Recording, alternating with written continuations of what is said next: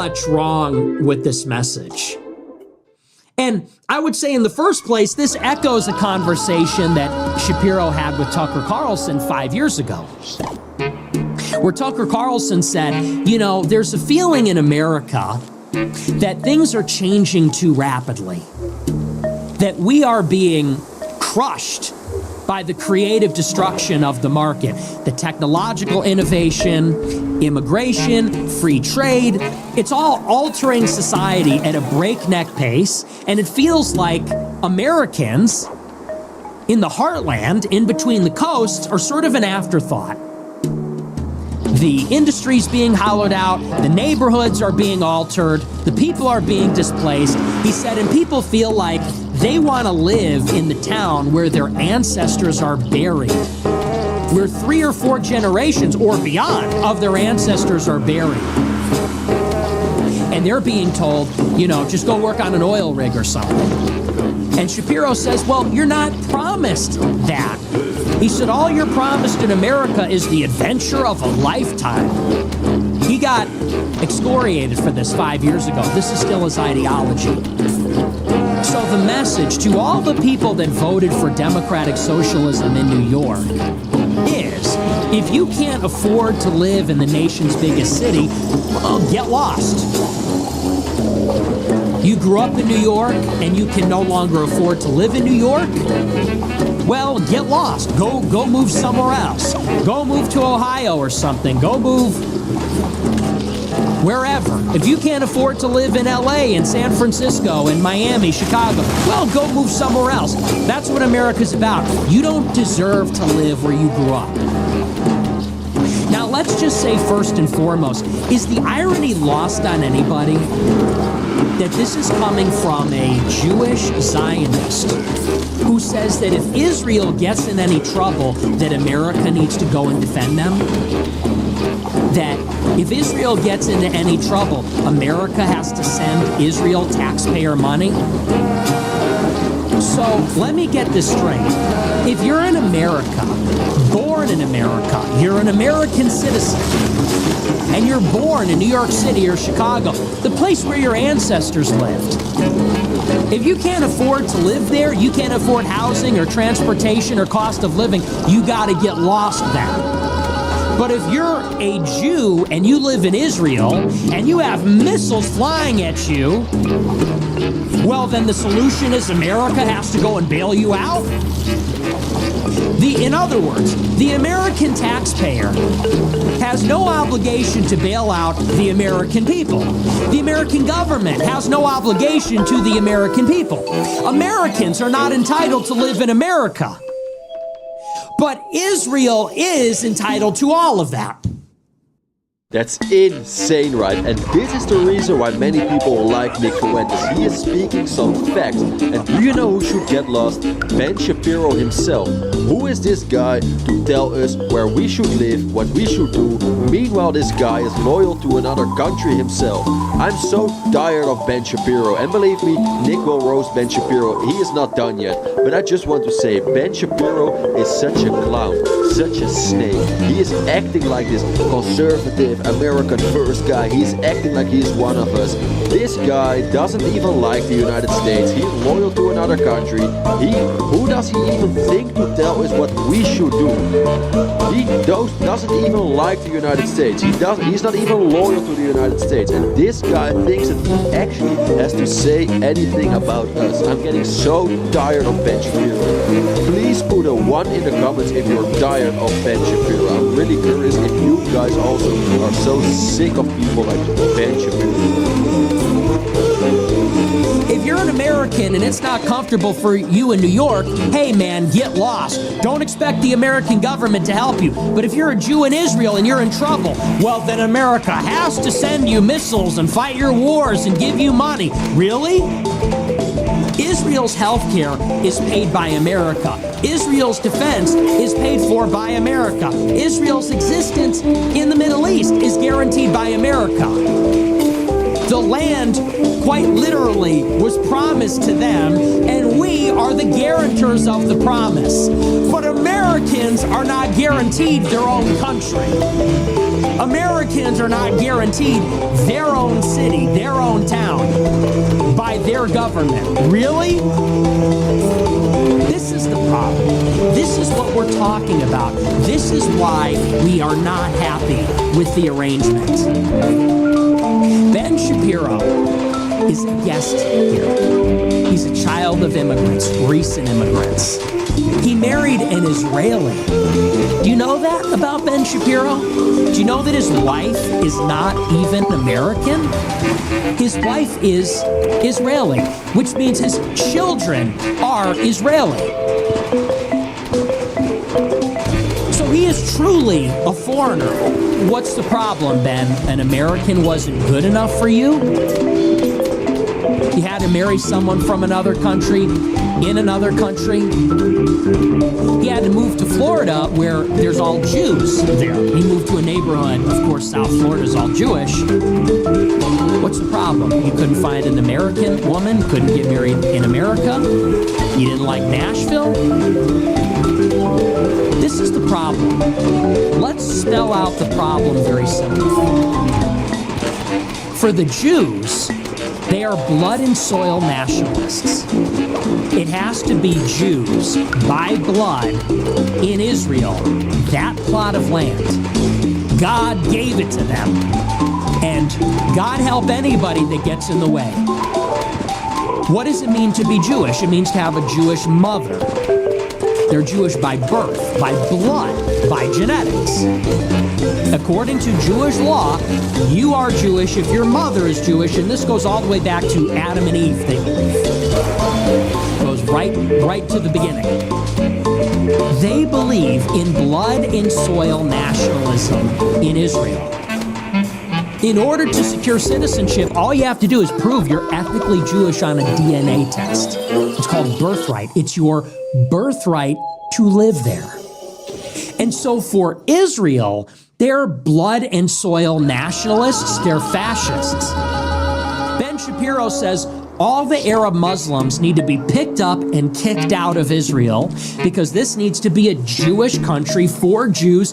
It has to be here. It has to be ethnically Jewish people living here. The state has to be Jewish. Can you imagine if we would say something like this about the United States?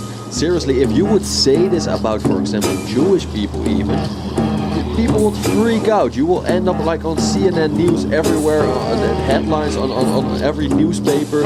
If you say, I want this, exactly what Nick just said about how they treat their own country, if you would say this about the United States, oh, people would freak out. People would freak out. But if they say this about their own country, about their own people, then it's all fine. No problem, no problem. Americans have to shut up. They should like move to another place. But in our country, no, it's only us, only us.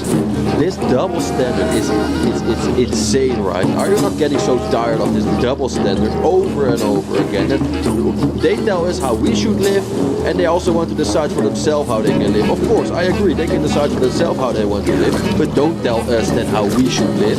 It's so annoying, this double standard. And again, like, correct me if I'm wrong, correct me if you think I say something wrong, but this double standard is so unfair. This is not, this should not happen in our country. Like, come on, what's going on? It's actually insane, and it makes me a little bit mad as well when I think about this. How some of these people actually think. They think that they are better than us. It's insane. It's a Jewish nation. They're Jewish nationalists. God promised them that. But then, those Jewish people come here. Ben Shapiro's ancestors come from Russia. Those people come here. And for America, they say, well, this place is for everybody. You're not promised anything. This place is not for Europeans. It's not for your ancestors. Maybe you have ancestors going back to the Mayflower or Jamestown. Maybe you have ancestors going back to the Revolution. That doesn't matter. You are owed nothing. You are not promised anything. Not the land. It's not yours. America's identity doesn't have to be European or Christian. No, see, all you're promised in America is the adventure of a lifetime, which means what exactly? The free market? So if you're hungry, if you don't have health care, if you're homeless, if you're a veteran, if you're disabled, if you're a struggling mother, if you're adopted, whatever your problem is, well, you're not owed anything. You're not promised anything, and America won't take care of you. Because America isn't a community. It's not even really a nation. America's just a big jurisdiction where we all agree on the value of the US dollar. Because what does a community have? A community has an identity. A community is coherent. There's a sense of family, familiarity. There is actually a sense of shared heritage, culture, religion, values. So let's get this straight. In Israel, they have free health care. In Israel, they're promised the land. Who? The Jews. Who is promised refuge and a home and opportunity and health care and security and prosperity and defense and a way of life and community? Jews are. They're promised a real nation. But Jews come to America and they say America isn't a nation. America isn't a community. It has no shared values, religion, identity, culture, anything. And you're not owed anything and you're not promised anything. If you can't afford a house, well, hey man, buy a train ticket. This is crazy, right? Seriously, and it makes me so mad, even. It makes me so mad that some people actually think like this. Again, like what I just said, they decide everything for themselves in their own country, what's good for them, and when they go to our country, then it's also like they act like they have to decide for us as well. This double standard seriously has to stop. Just think about it, and I'm happy that Nick is talking about it now, because not many people actually talk about this or they know about this, and it's actually insane. Just take 5 minutes of your time to think about the things Nick just said. Are you not frustrated by this? Am I the only one who's getting sick and tired of this? Please share your opinion in the comments. I'm very curious. This has to stop, but it's actually insane. That Oracle, why can we not have it? Why can we not have it? What is wrong with them? Who are these people telling us what we should do? They're loyal to another country. Why do they think they have the right to tell us what we should do? And yeah, again, I'm a legal migrant myself, but I'm a proud American and I will do everything for this country. And I'm getting tired of other people from other countries telling Americans what they should do. We can decide this for ourselves. There's no one else who should tell us how we should live. It's insane. Like a bum. Buy a train ticket or a bus ticket like a tramp. Because the government won't look out for you, the community won't look out for you. There isn't a community. This is just a place where we buy and sell. This is just some marketplace. That's the problem that people have. Blood and soil for me, open borders for thee. Blood and soil, fascist, Jewish nationalism for Israel, but for America, refugees welcome. Open borders. Right? The best and brightest. Multiracial, working class populism, colorblind meritocracy, whatever you want to say about it, that's what it's going to be for America. That's what's implied. And here's the kicker. Here's the best part. So maybe you could say that's a double standard, but it gets better. It's not just that Israel is going to be a community and a nation with blood and soil, and they get to do these things, and America doesn't. They have one set of values for Israel, another set of values for America. Here's the best part. They expect the American government to take care of Israel, but not Americans. So if a New York City, if someone who was born in New York City says, I want the government to help me, Ben Shapiro says, you're an ingrate, you're entitled. You're only entitled to opportunity. But when Israel's in trouble, they're entitled to help from the U.S. government. If you're an American and you say, I want the government to help me, you're an ingrate, you're a spoiled brat, you're entitled, you're a millennial. But when Israel's in trouble and says, I need the American government to help me, Ben Shapiro says, you better give them the missiles. You better give them the foreign aid or Israel. That's the part that people really hate. The double standard is obvious. It's offensive. It's hypocritical. It's insulting. That's where people say, take your dual loyalty and go home. But to add to it, what makes it truly reprehensible, what makes it truly disgusting, they're not happy with the double standard. To add insult to injury, they want America to pay for their ethno-state. America will have no community. America will have no nationhood. America has no right to an identity, a sense of belonging, a sense of looking after one another. The government has this sort of role. It's not and Israel does. No, our government will also help them. So they have their nation and ours. God promised them the land, God promised them their ethno-state, and God promised them American aid. God promised them that America's going to pay for it. So Shapiro, with his Israeli wife, Israeli kids, his Israeli loyalties, he's got one set of standards for Israel and another for us. And at the same time is going to use his citizenship to lobby for welfare for Israel, but not for Americans. For Americans, he says, get lost, buy a bus ticket, get a job. For Israel, he says, think of the hostages, think of the Jews. How much do you have to actually hate a group of people to do this to them? Seriously. Josh Hammer, who used to work for Daily Wire, says Europeans have anti-Semitism in their DNA. Mark Levin said the same thing. How much do you have to hate a people to live among them, thinking they hate you, but going and telling them, we're your closest ally, you need us, you got all your ideas from us.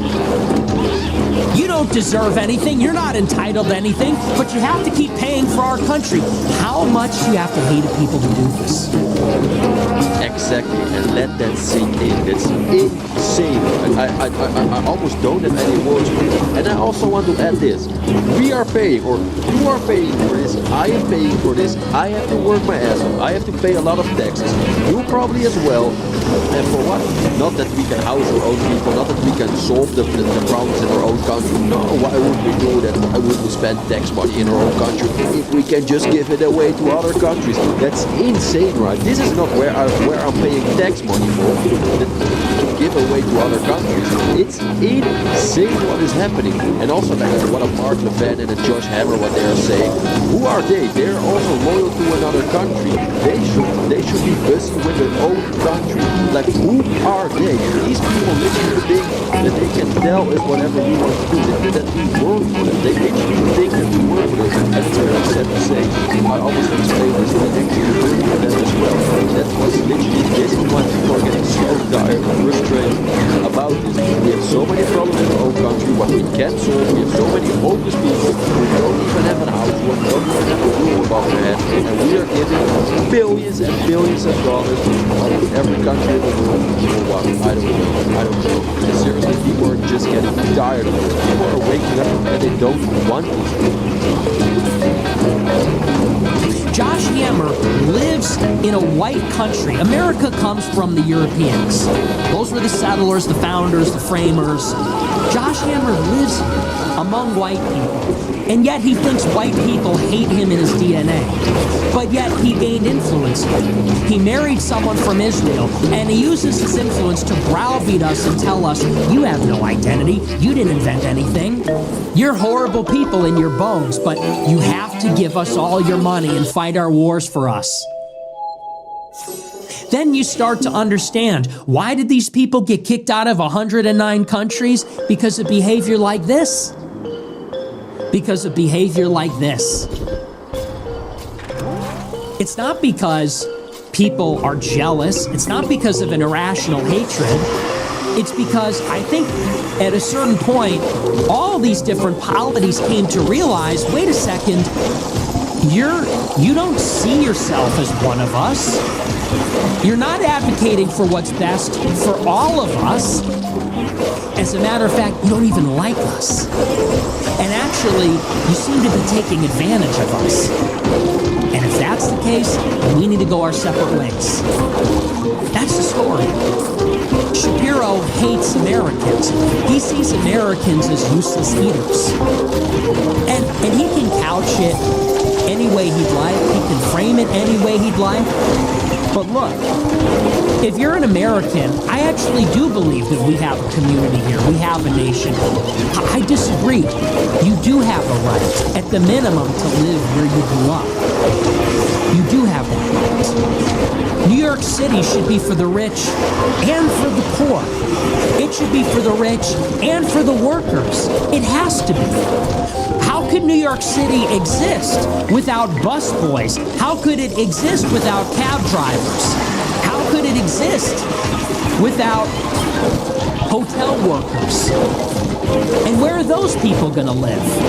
They're going to go and live across the bridge? They're going to go live somewhere else? We're going to have Billionaire Island, Millionaire and Billionaire Island? What do those people even make? They're going to work in insurance, real estate, and finance? And all the slaves can go live in the slaves' quarters and commute on violent buses and violent public transit? It's insane. That's insane. Of course, the cities are where the jobs are. That's where the opportunity is. And yes, the cities should be made affordable for everybody. There should be affordable public transit. There should be affordable public services. Affordable housing. You are entitled to that. Just as the Jews feel entitled to live in Israel, New Yorkers are entitled to live in New York. Chicagoans are entitled to live in Chicago. Angelenos are entitled to live in LA. And yes, the government should take care of those people. Society should take care of its constituent members. We do not live in an open market. We live in a nation. Spot on. I have nothing to add almost. Nick for president, for real. Nick Fuentes for president. This guy, we should save him at all costs. He is so smart. He can speak. He's a very good speaker.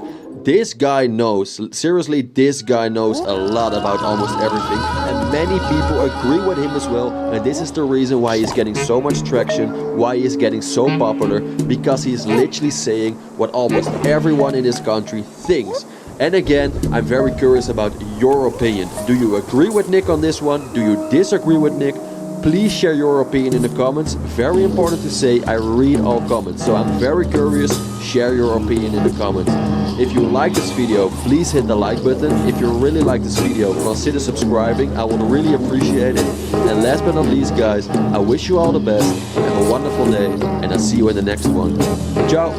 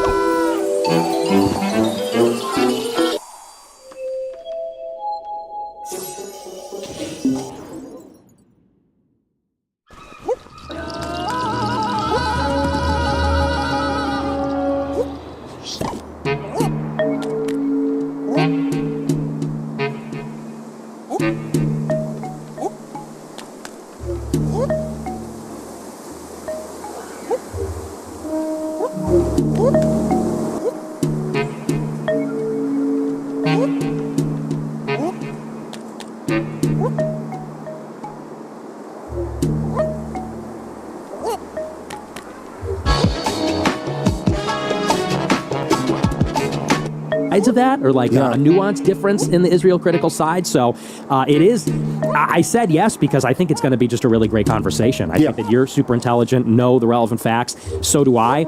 We have some disagreements, but I think we agree on far more than we disagree about. But yeah, so I really just thought it'd be an excellent conversation. Yeah, I think in many ways, particularly amongst young people, me and you, in a sense, represent the spectrum. It seems to be of almost like where young people are going, whereas like there is no pro-Israel spectrum. It's like, are you like a kind of non-interventionist type, or are you more of an identitarian non-interventionist type? Right. It's not really, that kind of seems to be the thing. And you know, I was I'll tell you this, okay? I'm starting by making the pettiest of points, but I promise it's in service of making a real point.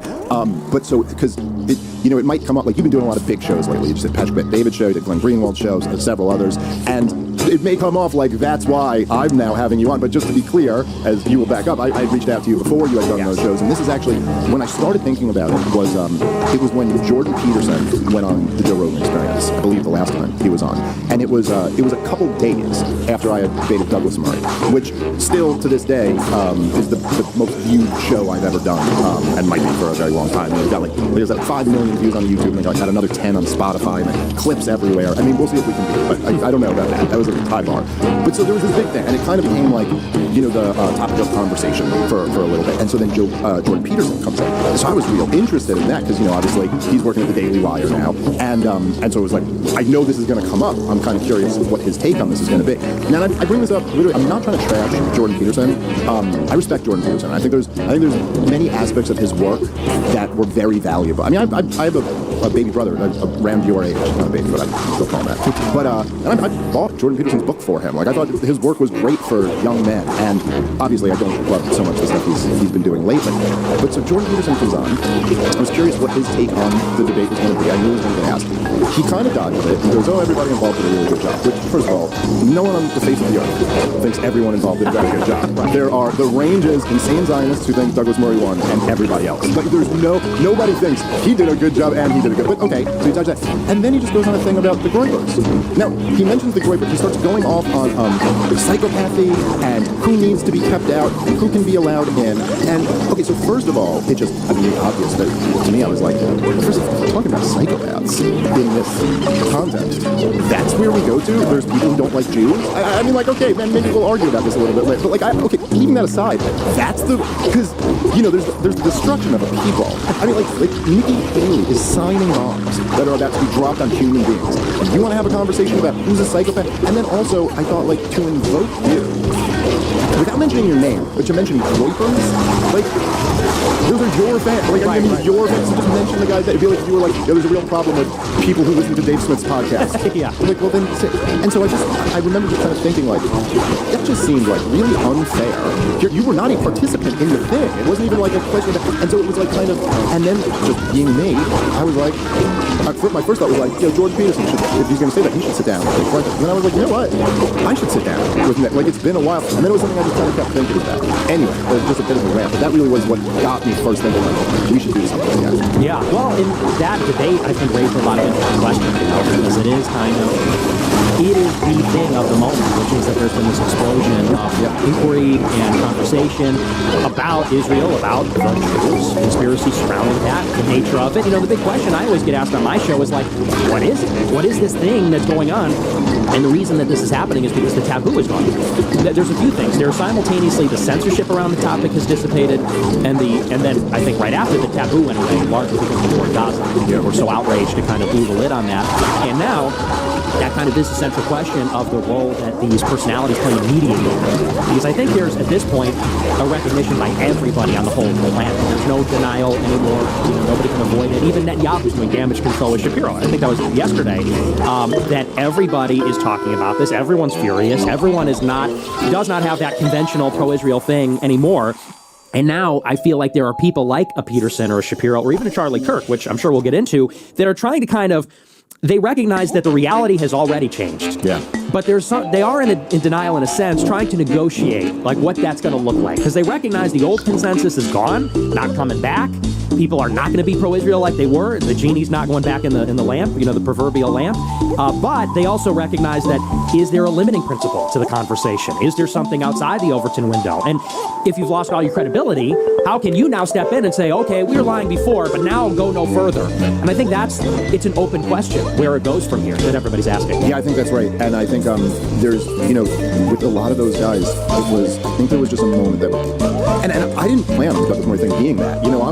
I'm a libertarian, so I'm half autistic. Like, I'm a daywalker, which is why I'm the best libertarian, but I'm half that. And so I just went, oh, dude, we're going to debate the war in Gaza and the war in Ukraine. This is great. Like, this is going to be a huge show. It'll be, and I did not expect it to become a referendum on experts and the new media, partially just because it was such a bad strategy for Douglas. I mean, it was a way to avoid the debate that I think he thought he couldn't win. Right. But it was obviously not going to work out well. But one of the things that was kind of interesting in seeing all of these videos, especially kind of like Jordan Peterson coming in, was interesting because he is really, to a lot of people, like he's almost, especially with young people, who's the core group who Israel's losing. Well, this is a guy who really shaped a lot of young people's minds. And so if anybody was kind of positioned to be able to reel them back in, it might be him. And even that didn't kind of work. And I think something fundamental to it was that it was like with all these guys, with Sam Harris and Jordan Peterson and Ben Shapiro, your whole calling card was, we have these conversations. We don't shut voices out. You have to win the argument. We're against cancel culture. And then they're like, to watch them going on these tours of like, Rogan shouldn't have Daryl Cooper on anymore and all this, you're like, yeah, but come on, dude. Now, what are you? You just kind of, you expose yourself to being exactly what you claim not to be. And that is something that people don't get over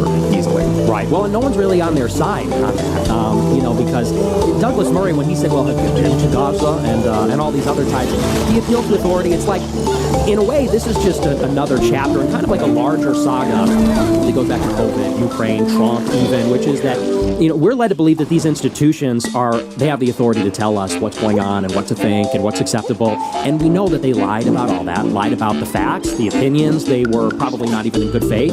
And now they want to come out and tell us, well, but like you said, we can't have that conversation, or Daryl Cooper's too far, they're doing the same thing to him that they did to you, where they said, well, you're not a historian. And it's like, okay, well, neither is really anybody. Does anybody have the right to critically think, or to read books or to offer an opinion? Or are we literally just going to be told, this is what you're allowed to think because, we're the experts? Well, it's also the other thing, dude, because I'm like, I got in this, well, I guess not, I mean, you were doing your thing, I think, at the time, too, but for whatever reason, I got in, like, at, not really in, but I was doing shows at Fox News for a while. There were, like, a few particular hosts who were really good to me and had me on. It really was, like, Kennedy, and, she had a libertarian show there, so it made sense. And then Greg Gutfeld used to put me on, Tom Shalhoub used to put me on. So it was like that even in the day, and then I've done a bunch of the shows since. And it's like, one of the things that just bugs me about the whole conversation, too, is you're like, look, I'm not saying, there's a lot of garbage online, so I'm not, like, defending, there's dumb political commentators online. But when you're talking about, like, the elite level, or, like, I'm just saying, objectively speaking, I used to do those panels. If you go back and look at any of the panels I was on, out there somewhere, it's just always me carving everybody up, because they don't know anything. Like, it was, dude, me and you are, compared to the old guard, elite level. Like, they maybe would occasionally get someone in there. Occasionally you'd have Pat Buchanan on a segment. You'd have someone who, like Ron Paul, or someone who really knew what they were talking about. But, like, every day on cable news. So the idea of being like, well, you're not an expert. Daryl Cooper's not an expert. Do you know what you're hearing on cable? Do you know how much more Daryl Cooper knows than 99.99% of people talking about the topic? So there's something about that really bugged me. But I also think, specifically with Jordan Peterson, I just thought it was like, dude, you're talking about a young man. You're talking about a following of young people. I thought your whole thing was like sticking up for them, not calling them the hatred of evil or something like that, and not like as if you've done something unforgivable that you are now. It's like, I thought, like, it just seems like, okay, so then if you're saying that Nick Fuentes is leading these young men down the wrong path, well then okay, maybe they could use some Jordan Peterson in their life then, right?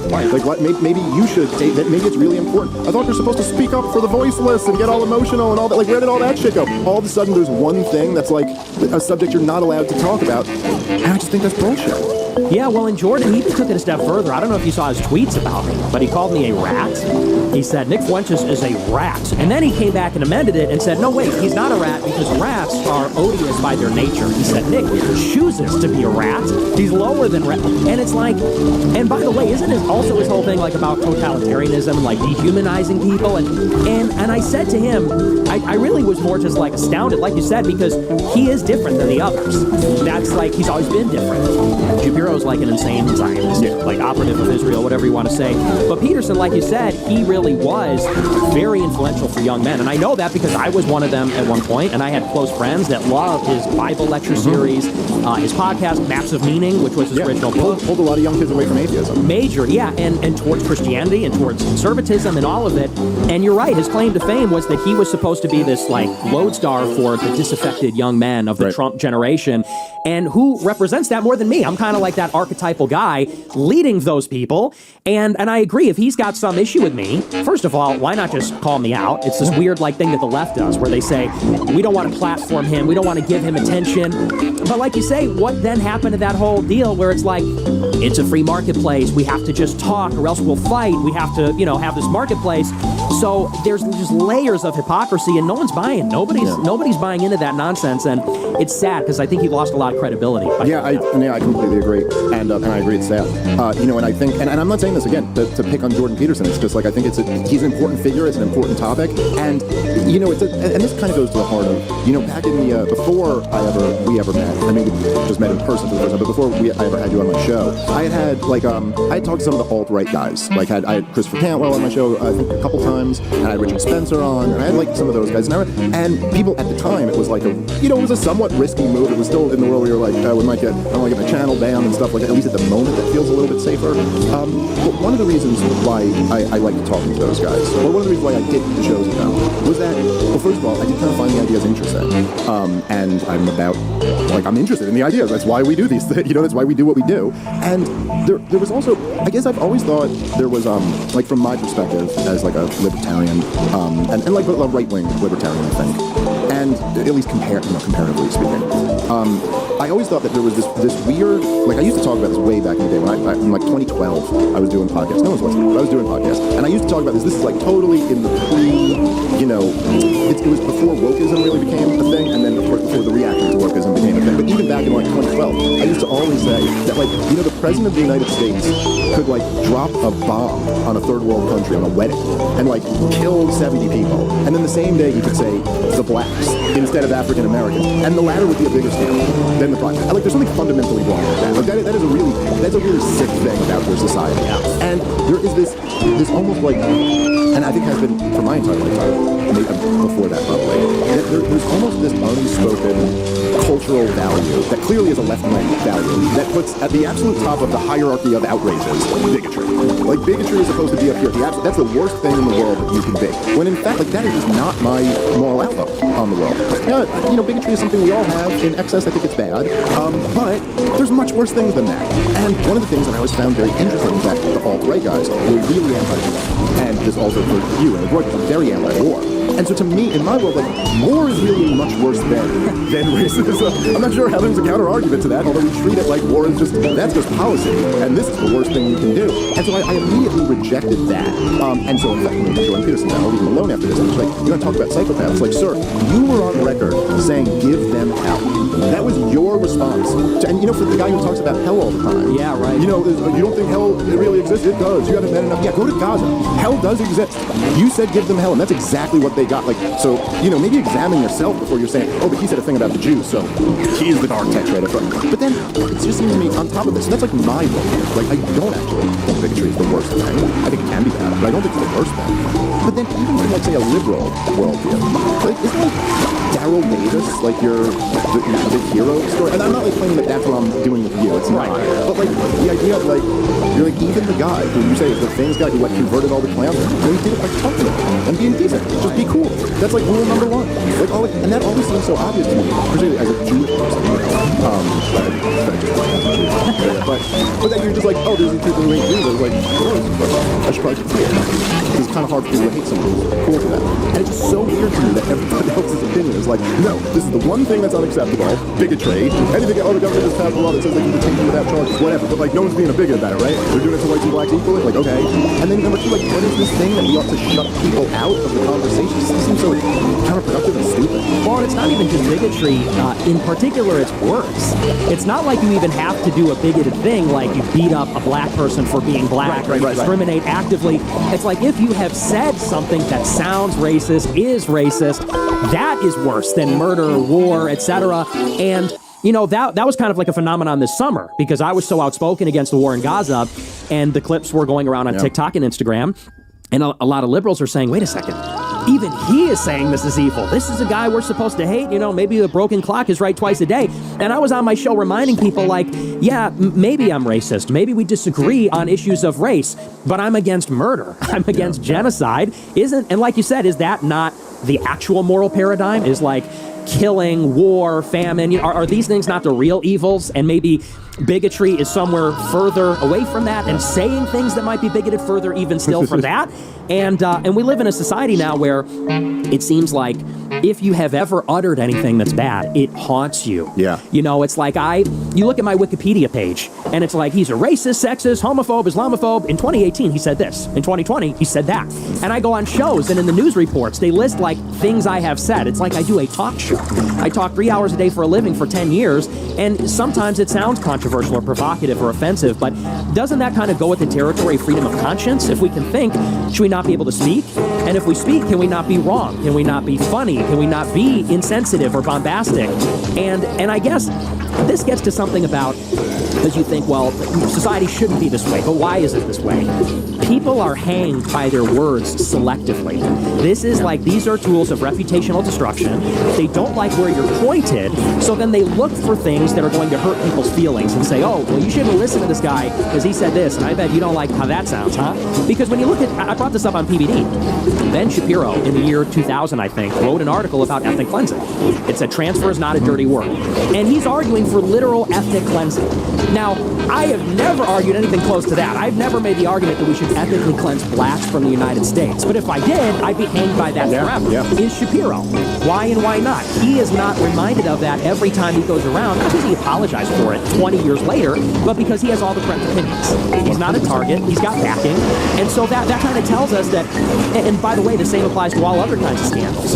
If we want to have an open society, and it's ironic coming from me, we do need libertarian Nick Fuentes. Yeah, sort of. It's like you do need some level of tolerance, actually, to inoculate yourself from using reputational destruction for political control. Because that's what I've come to realize about it. Dude, you're 100% right. I used to talk about this all the time because, as you mentioned, I was a big Ron Paul supporter when he was running for president. When he was running for president, which is, looking back at it now in 2025, is so goddamn funny. But they always bring up the racist Ron Paul newsletters. The racist newsletters. But by the way, if you look at that, it was so tame compared to anything. It was literally I think one of the things was they said, one guy in the newsletter said the LA riot only stopped because they needed their welfare check or something.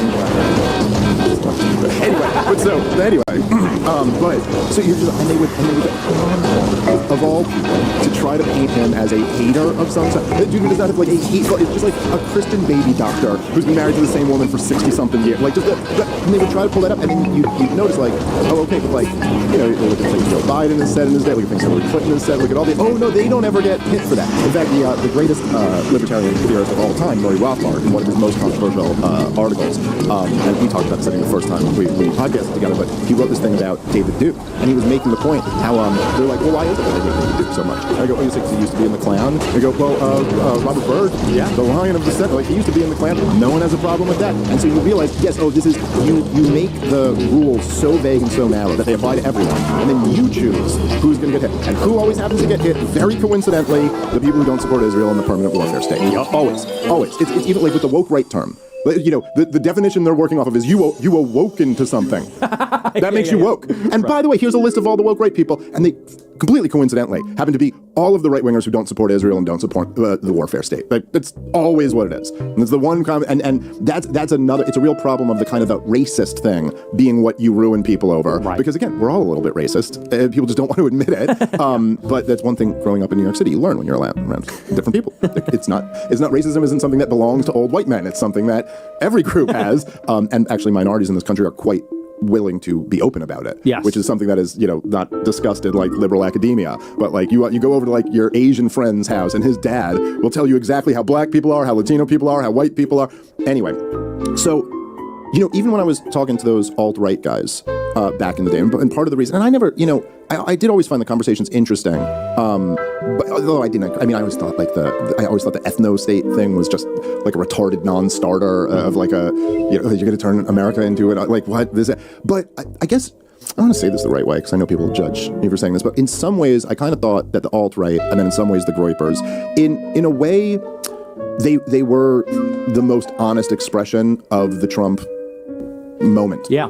Because I think there's, through years of, kind of political correctness, the post-war consensus, all of these things, it's almost like the older generation there was an inability to just say it.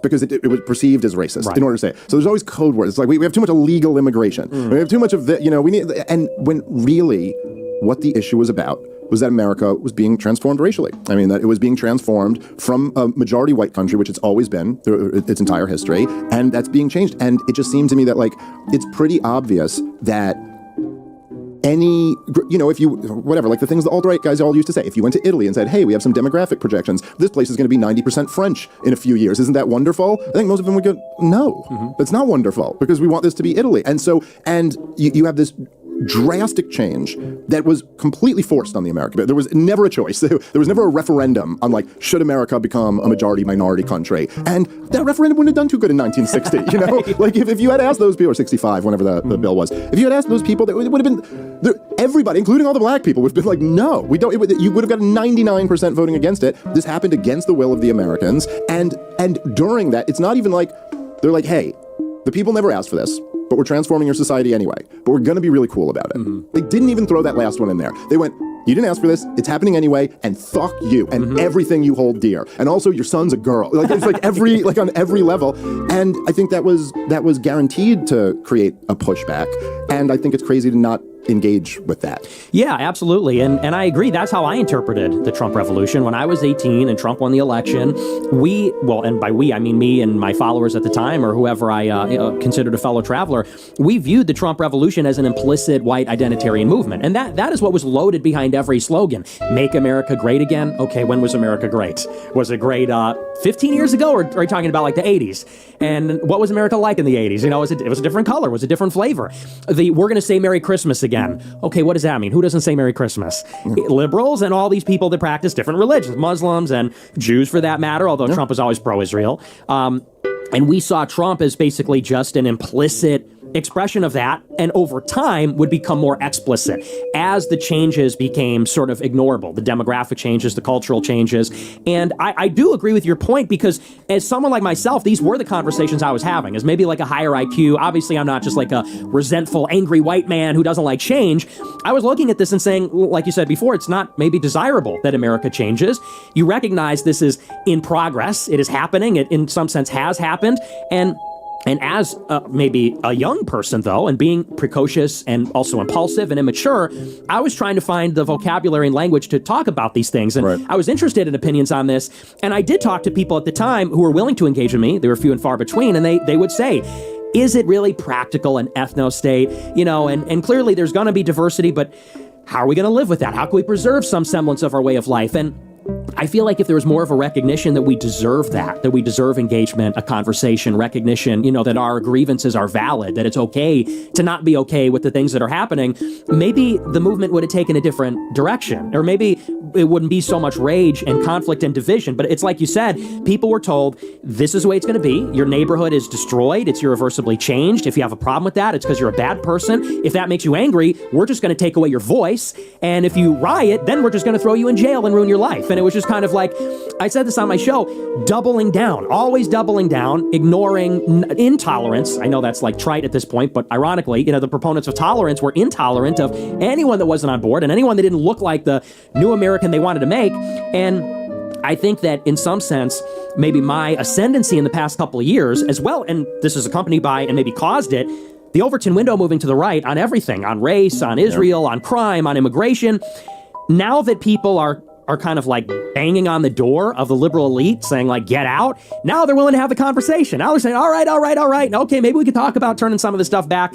And I've said on my show, I just hope this is a moment when there's introspection and we do talk and we find a resolution, because my fear is that we blow right past that and the worst elements with the worst impulses, because they are vindicated in some sense, are going to take control of this, and it is going to be a lot of populist anger, real resentment, real rage, real hatred, cruelty, because I think that's a distinct possibility. Yeah, I'm glad you say that, and I completely agree with you, and I think it's a moment that there should be introspection for everybody, like myself included, you and your audience included, and also those liberals. I mean, because it's just, and perhaps part of this perspective is just that I'm older than you. Not that I don't mean to like play that as a card, but my point of reference, like I was born in the 1980s. And so I was born in 83. I grew up in the 80s and 90s, and this was a different country back then, And I think one of the things that's been interesting, I'm really interested to get your point of view on this. One of the things that's been interesting for me about, say, like, the cultural transformation, the most recent one that we've lived through, with the woke insanity being rolled back and the censorship being rolled back, which are very related, I think. And I think there's certain things you could point to that were like big moments, like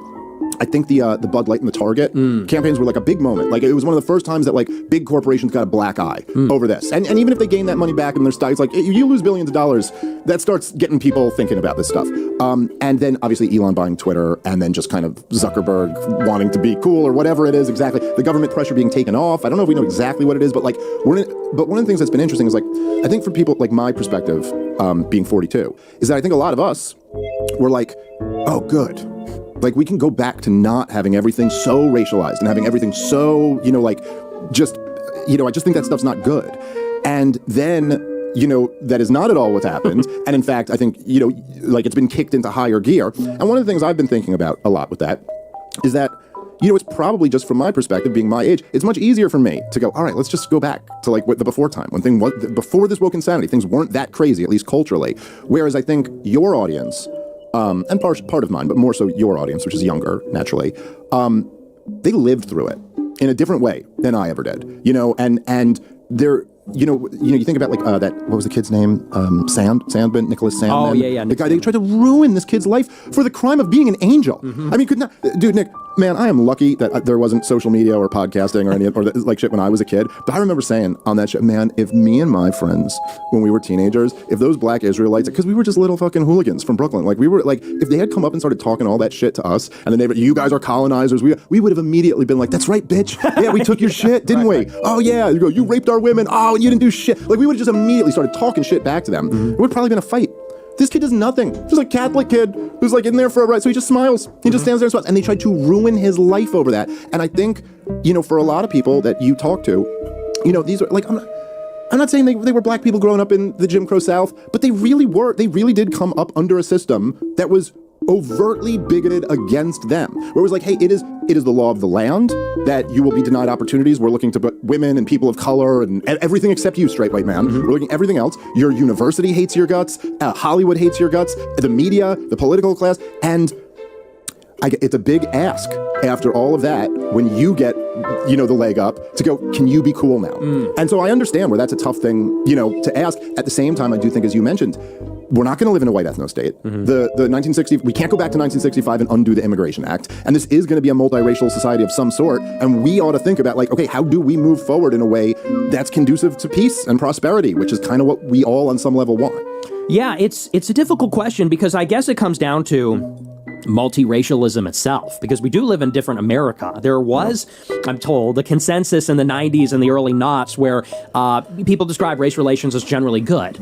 And, we could talk about why that is. I mean, people say that that's only after there was this intense anti-crime intervention, the crime bill and Giuliani and stop and frisk and all that. But people say things were pretty good. But America was also a lot less diverse. And so we've undergone this political transformation. And on the other side of it, we do have a much different America. And the question is, now that we really do have like these large groups of different races in the country, can there be a brand new political order that's based on understanding? And it comes down to the question of that in itself. And to me, all these little things that they were talking about 20 years ago or 10 years ago, representation, microaggressions, opportunity, it's really about power. That's ultimately what it comes down to. It's about who will predominate, who will be preeminent. When you're talking about, for example, DEI, that's saying we want the spots at Harvard because you know who is scouting Harvard talent? The biggest corporations, law firms. And we want to be in the law firms. We want to be on the boards of the biggest companies because we want power. Right. And we want power to help ourselves. We want that for black people. We want that for Hispanics, for Asians. And so it does come down ultimately to power sharing. And power sharing and even wealth sharing, it comes down to the distribution or allocation of resources. It's contentious because whites are necessarily losing power. They used to have all of it, and now they're sharing it. Now they're going to have half of it or a quarter of it. And what's more is if another group has power over you, there's like an inherent suspicion because it's like, well, this guy's not really looking out for me because he doesn't look like me and he didn't come from where I came from and he's not like me. And the problem with this is after there's so much conflict, the non-whites don't trust whites, and the whites are rightly skeptical of the non-whites because the non-whites seem to have license to hate whites. Non-whites have like inherent distrust, basically like a veiled hatred and resentment, and they feel completely able to express that. And so the fundamental question is, how now do the races share power in a way that isn't contentious? How do we find an understanding? And I don't know if that's even possible, because the concern from the alt-right was always, in particular in a democracy, in an open society, when politics gets racialized, it basically just becomes like a race war. Yeah. It turns into like a soft form of a racial war. And, now they're saying woke right. I think the reason they're doing that, and they want to, just kind of get rid of identity politics and find a consensus, is because they want for the whites now not to fight the non-whites. They want a situation where, like you said, we're going to have happy liberal whites, blacks, Hispanics, Asians all living together. I just don't know how possible that is at this point. And that's where people start to talk about, can we disintegrate? We were forcibly integrated with immigration and after the Civil Rights Act. Can we now go our separate ways? I don't know that that's actually even a good thing, though. I don't know that that's even like a good answer. But I would say where it starts is just with honesty. Ultimately, there's got to be a recognition that there are legitimate grievances on both sides, and there are illegitimate grievances. Right.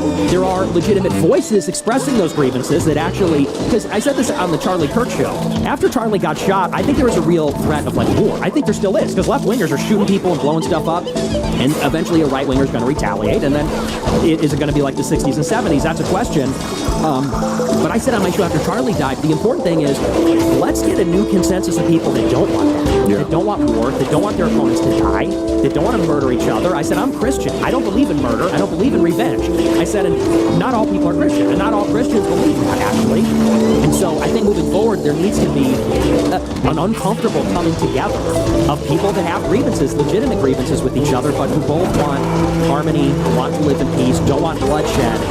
Leaders from both sides to come together, but I'm not optimistic. I think that the most cynical, calculating people rise to the top. They will incite and exploit the divisions and try to vie for control. And I think, conflict is more likely than peace at this point. Yeah, it's very hard. It's very hard to keep those, because it's so easy. It's so easy, And by the way, just because you mentioned it, and I did say this publicly a bunch, but I really did appreciate your episode after Charlie Kirk. Thank you for that. So I was on Piers Morgan debating that Brandon Tatum, the cop guy, and that was where he said I was a terrible person for giving you credit for that show. And then his whole argument was like, he goes, Nick is disingenuous. Like, he doesn't mean that. And so I was like, whatever. I didn't spend that much time on it and the thing, but it was just funny. It was like in my head, I was like, wait, so in your worldview, like Nick is disingenuous. He's the leading neo-Nazi. It's like, okay, so the leading neo-Nazi is calling for peace. Like, is that not? Can we at least acknowledge that's preferable to like the other outcome? But on the broader topic, I agree with your assessment. Unfortunately, it's kind of less likely that this has a positive outcome than a negative one. But I do think that I look at like I was born in 1980, which to me doesn't feel like that long ago. Like you, man, except my knees really don't feel like you. But so I was born in 1983. This is 20 years, less than 20 years, 19 years after the Civil Rights Act, right? So it's like it kind of does make sense in a way that perhaps there was like a different outlook only 20 years after the Civil Rights, and now it's 2025. Like this is actually quite a bit further. This is 60 years after the Civil Rights Act now, and I do think that like in order to move forward, the only way to do this would be to declare, I hate saying this word, but actual equality of some sense. Like it would actually have to be like, look, nobody's getting discriminated against under the law. Either nobody has a right to have their special, their group interest, their group, or everybody gets to do it. Now, like I think the way it worked, like when I was a kid, it's almost like there was a gentleman's agreement.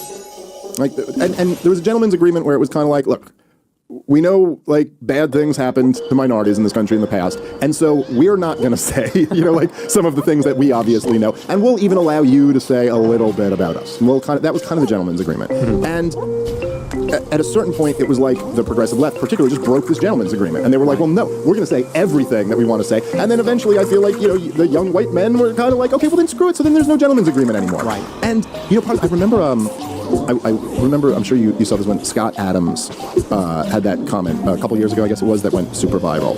Scott Adams, who unfortunately is, I think, very sick these days. Me and him have argued a few times on Twitter, but I was sad to hear that. But he said the thing, he was like, my advice to white people is just don't be around blacks. Like, just move away, move to a different neighborhood where they're not there. And I remember first hearing that and going like, yeah, that's fucked up, dude. And then like the second after I went, oh, that's fucked up, I went, this is exactly what I did. That is exactly what I did. I remember me and my wife were looking at the town that we ultimately ultimately moved to, and it's just like there was like a grading thing, you know, when you look at towns and they're like schools A+, like this A+, this A+, crime A+, this A+, and they go diversity D-, and I was like, cool. Like, I mean, and it's not like I don't care, but it's like those other things are important to me, right. and they do seem to be attached to this one, and so it's like I think in order to kind of put this fire out, there would have to be some type of system where it's like, look, like white people are they can't be discriminated against under the law, and they can't be discriminated against in other ways either, and they have to also be allowed to say what they want to say. And to your point, there are legitimate grievances that black people have. I mean, there is no, this is my own bias, I guess, but much of it doing with government policy is that almost everything that's handed to them from the state is absolute garbage, and their schools are really bad. But, you know, there's like legitimate grievances there. I also think like welfare, there's enormous damage, but you can't just blame all your problems on white people and racism. I mean, that actually is not really what's holding black people back in this country. And I think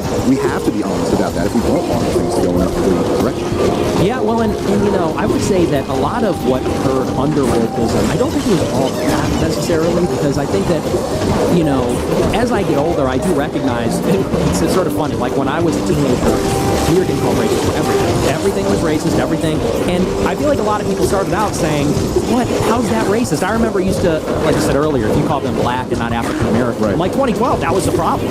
Or colored instead of person of color, whatever, and you'd say, I don't hate anybody for their race. I feel like people have kind of gone full circle, and now 10 years later, people are like, they actually hate non-white people and go, yeah, I'm racist, so what? And I don't know, I feel like maybe that's a mistake in a sense. I mean, I've said I'm racist, but like actually genuinely harboring racial hatred is bad. I think it's good as a society to move past that. I think it's good as a society to move past a lot of prejudice. And I think I agree that the new consensus just needs to be just like you said, that basic conception of fairness, equality, and it really comes down to specificity with the language. Like everyone now talks about, are you racist? Are you not racist? I say, yeah, I'm a little racist. I think everyone's a little racist. Yeah, we're all a little prejudiced, and we all believe in stereotypes. And what does that even really mean? But do I believe in cruelty, hatred, violence? No. And I usually like to use those words because anyone who knows me, the number one racist, knows I'm not a cruel person. I'm not a hateful person. I'm not a violent person, unless I'm put in a self-defense situation at my front door. You know, let's say, because that is, you know, tends to happen. You know, and I think that as a country, we could survive being racist. We can't survive like ontologically hating each other and not wanting the best for each other, wanting to kill and destroy each other. And that's why I think it's really important. It's like I said after that show, like we are going to need to fight. I do believe there is going to need to choose what side they're going to be on. And what side I'm not on is the side where someone gets shot in the neck and you celebrate, or someone gets stabbed in the neck with a knife and you make excuses for it. Or even in Gaza, people are being blown to smithereens and you say, give them hell, they deserve it, whatever. It's like we need to find a way where, and I'm Christian of course, but we need to take most of the right and some of the left even against the kind of nihilistic element on the far left, because I really believe they are the problem. I think they are driving a lot of the issues. Yeah, well, I think there's a lot of truth to that, and I do agree with you that there was something, you know, it was one of those examples that really pushes you up to the limit of like speech versus inciting violence, but like there's something like what you do, there was just a major political assassination. This is a dangerous moment for this country, and you're just making a video about how great it was, and I 100% agree with your head on Greenwald had been one of those two shows, where you're just like, they should be fired from their job. And like, yeah, I mean, I'm sorry, there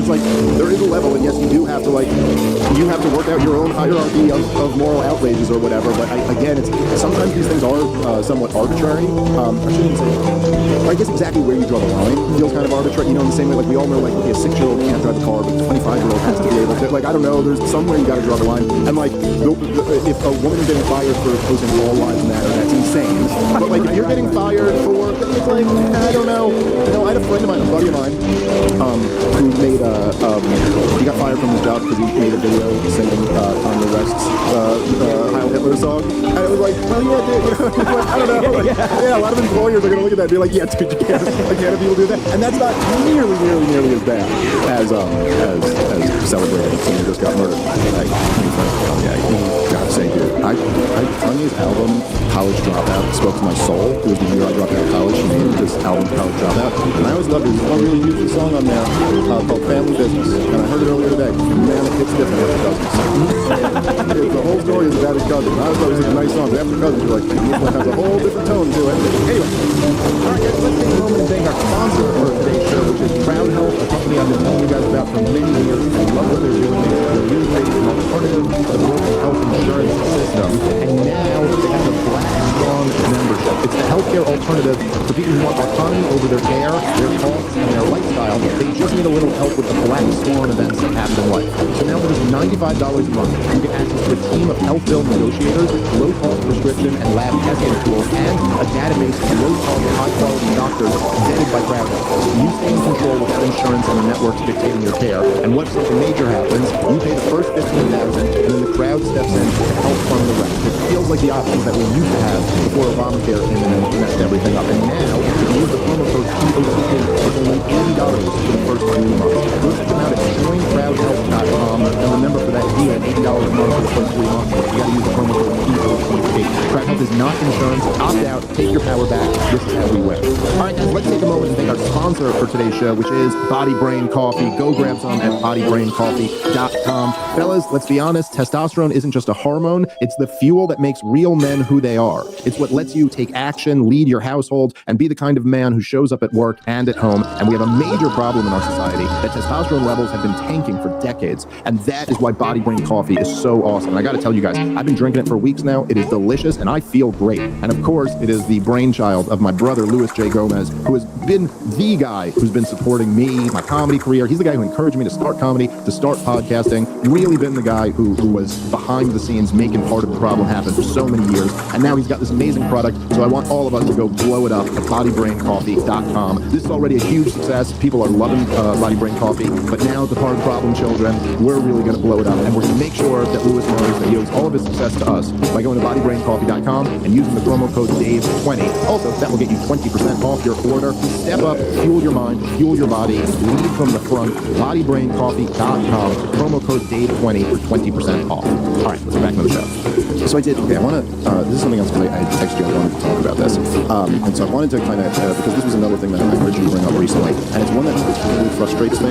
Whenever something particularly frustrates me, I'm always like, yeah, I gotta figure out why exactly. I remember one time, back in the day, when broke the Snowden story, and he went on Lawrence O'Donnell's show. And Lawrence O'Donnell said to him, he was like, you know, Glenn, I've read all your reporting, and honestly, like, I just don't care. Like, I got nothing to hide. Like, I don't care if the government wants to look through my phone. I got nothing to hide. I remember Glenn was talking about it, and he was like, there was something about it that just made me so angry, and I kind of couldn't figure out what it was. And then it dawned on me that it was like, well, yeah, obviously you have nothing to fear. Yeah. Lawrence O'Donnell. It's only the journalists who do real journalism who have anything to worry about, you know? And there's this dynamic that I see building up on the right, and I will. And again, these are not people I have anything personally against, but like Matt Walsh, Tim Pool. Tim's been very good to me. I consider him a friend. But they've all kind of taken this line of like, I don't care what you think of Israel. Like, why are you guys so obsessed? You know, why are you so... And there's something so particularly enraging about it. And I think part of it is because I really genuinely believe, like, guys like me, like, we'd love to not talk about this. That's kind of our whole argument. Yes. Our whole argument is that this shouldn't be a thing we have to talk about. It's saying, why are you obsessed? It's like in 2006, I'm sitting here and I go, look, I'm a non-interventionist. Why is somebody talking about that? Why do you have that? Well, because that's where we're intervening. So, like, how can you sit here and be like, I'm a non-interventionist? Like, you're taking the correct policy position from my perspective, so I at least give you credit for that. But the thing is, we are intervening. We are currently being interventionists. And also, like, if your whole thing is like, I want to focus on America, I don't want to go fight other wars, well, who's pulling us into wars? It ain't Lebanon. You know what I mean? Like, so, like, what? It just seems like cowardice to me. Like, and it does seem like that message is resonating with, like, some people, as I just think it's profoundly unfair. Like, the whole point of all of this is that it is an American destruction of Gaza. This isn't Israel doing it. Netanyahu goes around and brags about what Israel can do. Israel can't do shit. Israel can only do things because they have the full backing of the United States of America. So, like, sorry, if you're in the world of talking about these things, you don't get to pass on this one. Like, right. You got to have an opinion. Yeah, I saw that too, and it's become very popular over the past year and a half. I see a lot of the young men, they watch Matt Walsh, they watch this other stuff, and they say, well, yeah, I just don't really care about Israel that much. I care about America. And I saw Matt Walsh say that on Tucker, and he said, and you can tell that it is like a rhetorical innovation, because, let's be honest, this is an issue that people like Matt Walsh don't want to talk about, because he works for Ben Shapiro, and he knows, like Candace Owens, if you drift too far in that subject, you lose your job. And he likes having a job, so you get it. Now, this is an extremely contentious issue also, and it's very topical, it's in the news, and he knows the question's coming. Are you pro-Israel, are you anti-Israel? There's people who feel very strongly about it. And you can tell this is like a rhetorical device. It's a cop-out, where you can say, I'm not pro-Israel, but I'm not anti-Israel, I just don't care. And that really pissed me off because it seems like you're feigning ignorance. You're either lying or you're really ignorant. And the reason why is because, be that as it may, that you don't care about Israel, we happen to be supporting their war, and it's actually hurting us. And there's other things too. Obviously, it's a big subject. There's a lot of this stuff going on. And so people say, well, let them kill each other. If you've been paying attention, one side's doing a lot more killing. We're paying for it. We are, on the hook for all of it. And, so when they say, well, all that stuff, we don't care about it, whatever, be that as it may, it is going on.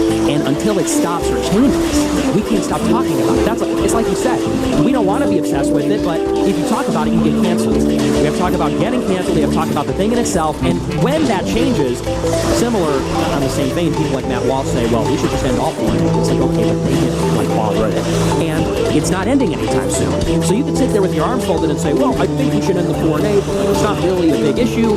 Well, then you're in favor of the status quo. And that's kind of the whole point. It's like, even if you're recusing yourself or you're complacent, if you're doing anything other than actively opposing, you're passively supporting the ongoing status quo. And that needs to be said. Right, and it just seems like, as you said, there's a price tag to be paid for opposing Israel.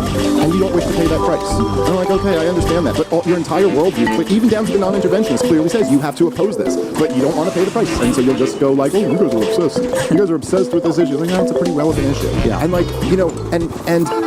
and it's a disaster for the Trump base. Right. I mean, it's like just politically, it's a disaster for the Democrats also. It's a huge part of the reason why they lost in 2024, and not just because their base was so against the thing, but because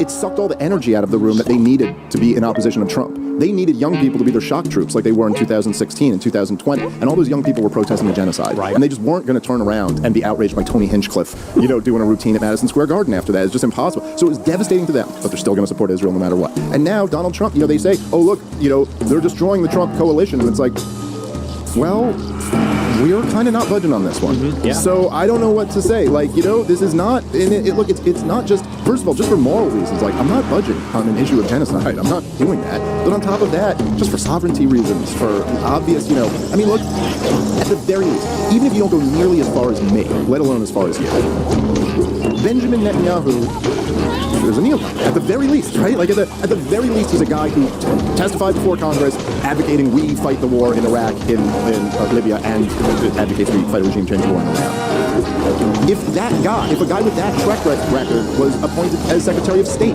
or as the Defense Secretary, every non-interventionist has to be against that guy. So how can you can't be for him? It's just, and I do think that, I think there's they don't want to pay the price of being an Israel critic, but I think there's a new price that's going to come from not, taking a stand on this at all. I totally agree, and I have kind of made that my mission. People hate the Groypers because the Groypers swarm on the internet. They sure do. Sure do, those bastards. Even among my good friends who happen to be Jewish, they swarm and they make people upset, and they're applying pressure. And that was something that I did very intentionally in 22. I did my APAC Read conference. We invited Joe Kent, who was running for Congress, and he was America First. He's from the intel community, anti-war. I think his wife tragically was killed in Syria. And by all appearances, seemed to be a good faith critic of the war machine. Well, we invited him to our conference. He didn't show up. And then the next day, even though he wasn't even there, we disavowed him and said, I disavowed Nick Fuentes. That's not populism. He said, particularly his views on Israel. And I said, see, that's the problem, because, and this is going on to this day, whether it's Kent, Trump, Biden, Charlie Kirk, if you go against Israel, they make you pay a heavy price. AIPAC is coming in with the berserkers, the ADL's coming in like, you're going to pay. So what do? I got to get them off my back. I got to disavow you. I have to sign the letter. It's easier. It's the path of least resistance. I said, we have to create an opposing force and push in the other direction. We need people to know that if you go too in favor of Israel or condemn the Israel critical right, you're going to pay a heavy price too. You're going to get, and we don't have money power, but we got people power. You're going to have somebody in your district asking you about Israel at every stop. You're going to have stickers put up. We're going to make a website. We're going to do this. He lost by 2,000 votes. He lost by less than 1%. Biggest upset in the midterms. Now, maybe that was us, maybe it wasn't, but you can't know for sure. Now, looking back, would he have made the same remark? Maybe not, because he says it wasn't worth it. And I'm a big believer in we got to get serious. And this was the idea behind World War II. This was the idea behind the what do they call them in Michigan in the Democratic primary? They voted like no preference. Yeah. We need to make it visible and known, like, yeah, AIPAC has the money, we have the votes. And like you said, we can't budge on that. Okay, so here's where maybe I would slightly disagree with you. Although I get your point. I certainly get the point about like making there has to be a price tag also for this. But to be completely fair here, you also have painted yourself into this position where you and look, I'm not like being judged. First of all, as I said, this is something I think just as a society we're going to have to figure out going forward. Now that everybody's online all the time, people can't be ruined over what they said in their fucking 20s. It's just too crazy. It's too crazy. Everybody says, you know what, whatever. Anyone interesting has said crazy shit in their fucking 20s. That being said, it's not disavowing you. It's not just the anti-Israel shit. There's also all the Nazi shit on top of it. And I don't mean like you're a Nazi. I mean, okay, a lot of it might be sarcasm. A lot of it is that you kind of are the best at channeling like the energy of like talking shit on an Xbox controller. So like when I was a kid, we didn't have those you didn't talk on video games, but we talk shit like that. Like I know that energy and I'm fond of it. But I could see where like anybody who's got to get anywhere in politics is like, listen, I have to. Like I can't take all that back. So in other words, there is a difference between say disavowing just the anti-Israel position and disavowing like all the extra shit on top of that. Right. Does that make sense? Yeah, and I get what you mean, but in that particular case, he went out of his way. Like he wasn't even associated with me. You know, we did have to be talking privately, but it wasn't known. And my point is that it's this idea that disavowing is cheap. It's the path of least resistance, and maybe that might be a bad example. It's a little contentious, you're right. But to signal allegiance to Israel, it's easier to signal my allegiance, because he said in particular, I disavow Nick Fuentes and his views on Israel. If he said he's too extreme, he's a Hitler lover, that would have been one thing. Like you said, no politician would be forced to accept baggage like that, trying to win in a purple district, but said his views on Israel, an alarm bell went up, and I said, no, this won't do. Because, and in particular, the Matt Walsh faction, I'm sure he's a good guy. I don't hate him as a guy. He's Catholic, he's white, he's very conservative. I'm sure he's a nice guy. But he represents a faction of, like, quietists. They're going to go with the Israel-controlled right to get where they need to go. And I think that's part, Michelle's part of the problem. That's a big part of the problem. There needs to be a faction, sadly, that is dedicated to strictly, explicitly America first.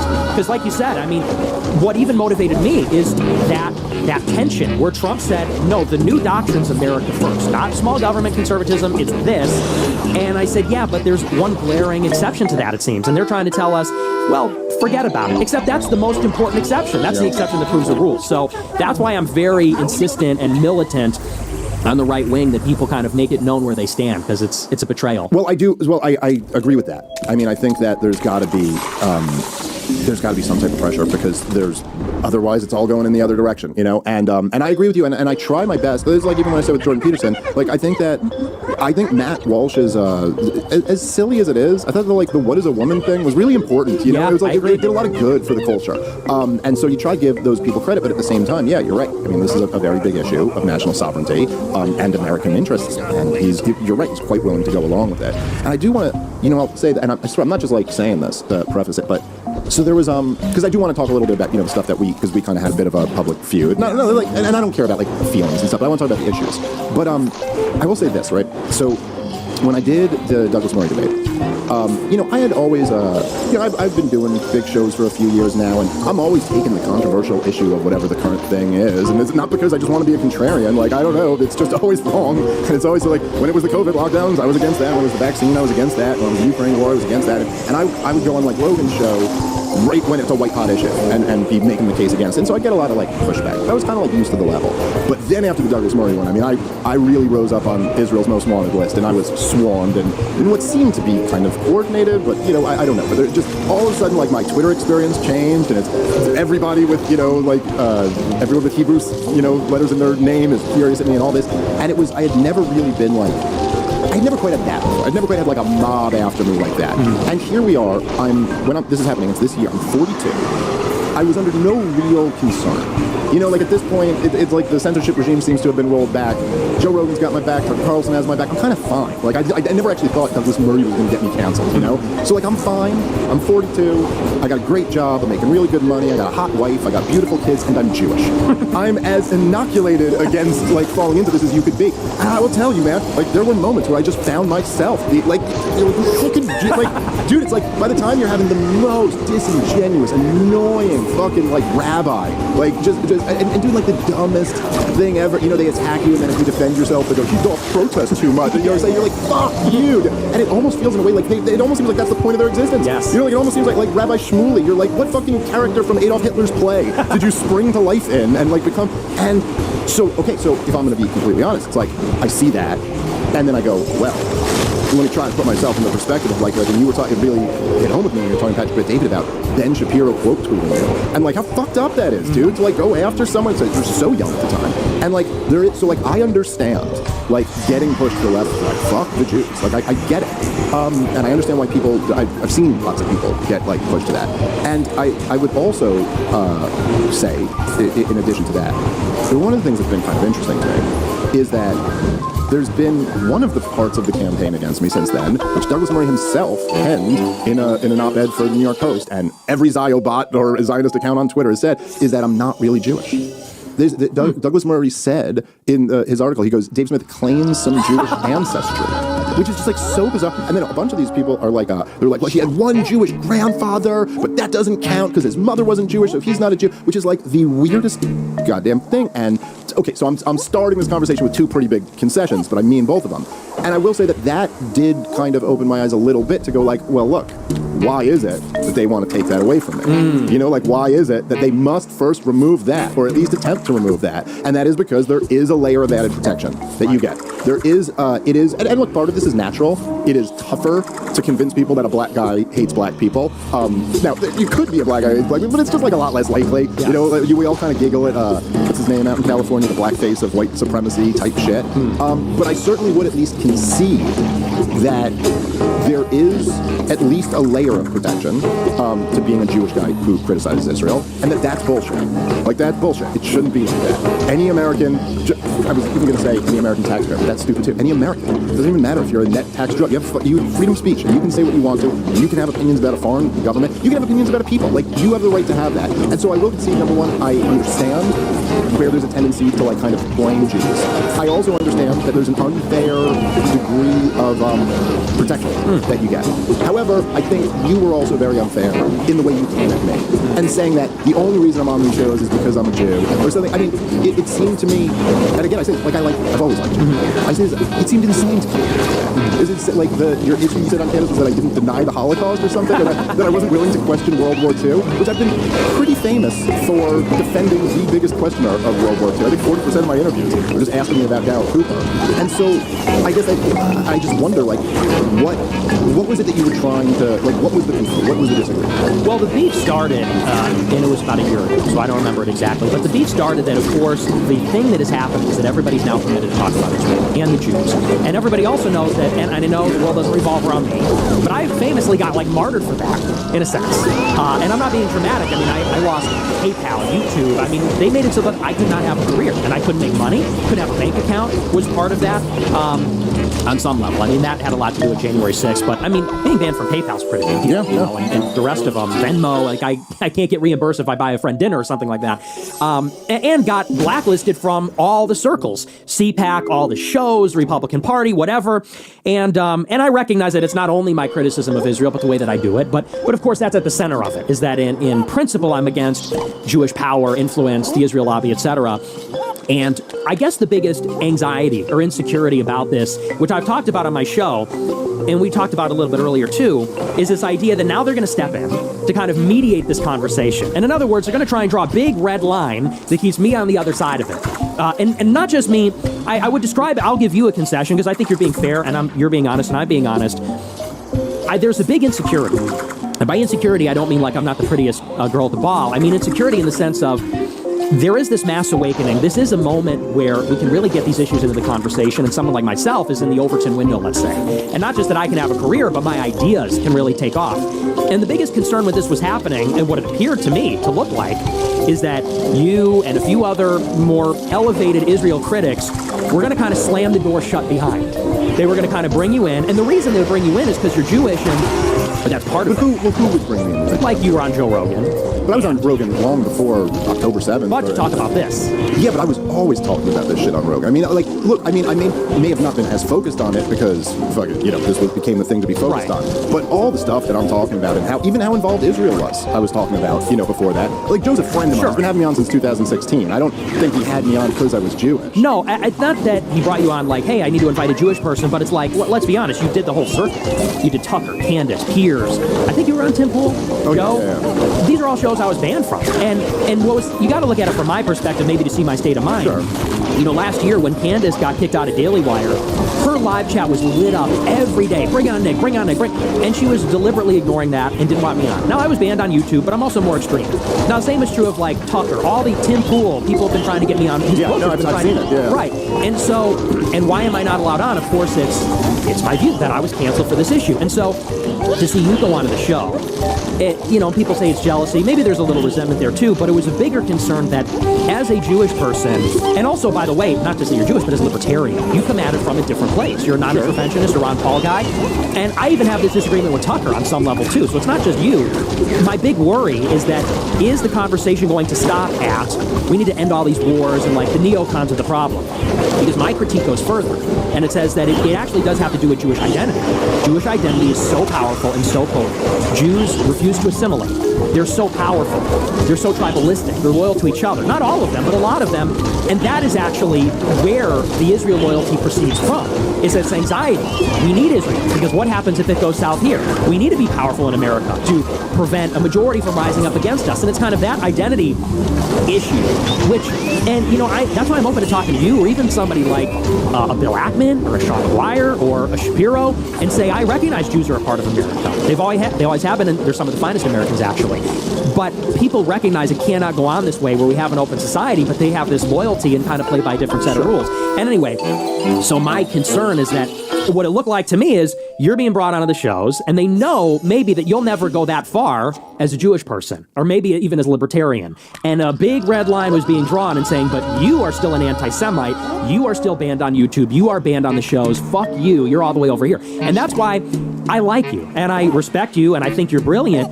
And I didn't mean to attack you as a guy, although maybe I crossed the line here and there, but you did become a very central, and you recognize it, influential figure in this big conversation. And I looked at you maybe as like, whether you intended to or not, as a mediating force or a mitigating force in the conversation. That's where I came at it from. Okay, so a couple things on that. There's a lot there that's very interesting. So first of all, and I just tell you some information on this, right? So with Rogan, like, we're good friends. I've also been on the show a bunch of times. About half the time I've been on, he asks me to come on. About the other half, I ask him to come on.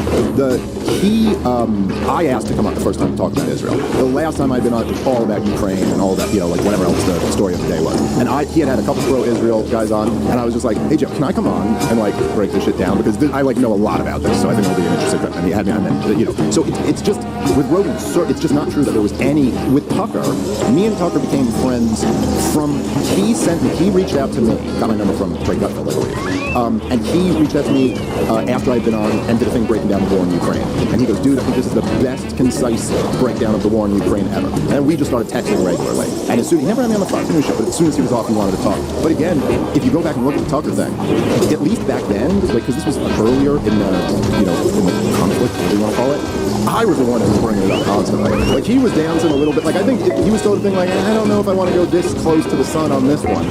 Whereas I was like, no, we are driving right to the sun, and that's where we're going. Candace, I mean, like, again, we're getting into, like, what's in people's heads. She had me on Daily Wire, which, listen, whatever, I will never stop being grateful for Candace Owens for having me on at the Daily Wire. You know, Shapiro's so furious, and I love that so much. I think she did that partially for that reason. But she also, at least what she said, was she loved my Ukraine breakdown and wanted to talk more about that. And I think also part of that was, I'm pretty sure this is right, but I just think she was hearing a lot of the stuff for the first time from me. Like, she had just broken with Israel. And I think she had Norman Finkelstein on, but, you know, he had broken down, like, you know, the conflict with the Palestinians and the UN resolutions and stuff like that. But I was the one telling her about the clean break strategy and all this, and it was like new information to her, I believe, and so she was into that. And as far as like the other shows, you know, Tim Pool, all the, like, I don't actually think it's correct that I was being brought on because I was Jewish. And through all relationships I had, I think I just wouldn't shut up about this issue. And honestly, I don't think Tim Pool's trying to bring me on to talk about this, although not that he would. Right. But Also, I would just say personally, which is, again, not the most important thing, but I understand you saying there's a lot of people that close the door on you, but I'm not that guy. I'm the guy who had you on right after you got kicked off YouTube, and I also think, like, I would... Anyway, that was certainly not what I was going to do. Now, as far as the other stuff, is a more interesting, broader conversation. I guess the counter to this would be that, as we were saying before with the racial, racial hatred and things like that, it's like, the other way to look at it is that, yes, I am criticizing Israel, I am criticizing the Israeli lobby, and I am criticizing the most, what I see as the most relevant faction of that, which is the neoconservatives. And I'm also very critical of the people supporting what Israel's doing. But you are correct in the sense that I'm not saying it's the Jews, which does certainly seem to be, racialism is like catnip, man. Like, it's like you saw it during wokeism, and you see it during this iteration. I mean, people love going into that. But if I'm being completely honest, like, I don't think that's healthy for society. I don't wish to cross that line. And let me say it like this. Because I apologize if I'm rambling. No. I'll let you speak on it. I talk a lot too. Yeah, we're both on. But so, all right. So Alex Jones, a mutual friend of ours, you might be more friendly. I did a show once. It was very good. I appreciate it. I don't bring this up to bash Alex Jones at all. I'm just making it. I keep saying that. Anyway, whatever. But so, Alex Jones, as you know, had 100,000 conspiracies. I mean, so many of them didn't come true. He gets a lot of credit, and some of them did. So to his credit, like some of them did. But I mean, he had theories that were like he was telling people that they were going to depopulate the Earth for a while. He said it was all about one world government. He said it was all about even as far as him pointing at he was constantly pointing at the Council on Foreign Relations and the Trilateral Commission, and you were like, that's not even where the action is anymore, dude. He totally missed the clean break and was over here chasing all this other stuff that had done. And whatever, people get things wrong, it's fine. Now, they used Sandy Hook as the excuse to silence him, right? It was years after the Sandy Hook thing. He had a million conspiracies. But why did they use that one? Why did that one resonate with people? Well, the reason why they used that one, and the reason why even people who like Alex Jones, they have a little bit of a disgust impulse when they hear about that, is because that one was unique to all his other conspiracies. Because every other conspiracy, the bad guys were the ATF. The bad guys were the feds. The bad guys were, if you blame the ATF for something, you turn out to be wrong. Whatever, they deserve it anyway. It doesn't really matter, right? But in this case, the target was people. It was just regular people, and regular people who had just lost their little children. It was like, geez, you can't miss on that one. And so I do think one of the things that concerns me with what you're doing, and I guess concerns me with the fact that I think you're winning in a lot of ways, and I don't, but I do worry about this disaster there, is that I do think so much of the energy you're harnessing does get pointed at just regular people. Until the Jordan Peterson clip, when I first started realizing we were going to have to do this, I had kind of just been like, the reason I was like, I don't think I'll do another podcast with Nick was never because I didn't like you. I always liked you when we talked. I always thought the conversation was really interesting, as this one is. The thing was just like an incentive issue almost. We're like, well, I don't know, everyone on this side is going to lose their goddamn shit, and then I have to answer a million questions about that, but fuck them, so that's not enough to get me to stop doing it. But then half your audience is just going to call me a fucking Jew anyway, and so it's like, what's the point here? And I think that, look, and I want to get into this more, but yeah, there are questions of Jewish identity, there are questions, obviously there's a relationship there, but the fact is that, look, the worst thing in my lifetime that Israel's done to the United States of America, I'm not sold on the 9/11 stuff, there's some questions there, but I think it's far from as conclusive. I think people are way out over their skis saying they know for a fact Israel did 9/11, but that's not for another day. Was the war in Iraq. The war in Iraq, there's no question, and some of you can try to argue with me about this, there's no question that the neoconservatives and the Likud party and the whole Bush administration, this was pushed in a direction. It's not the only factor, but it is more than what made the difference. The war does not happen without the neocons, without Netanyahu. It just doesn't. And yet at the same time, Jewish Americans were either the best or one of the best groups on that issue.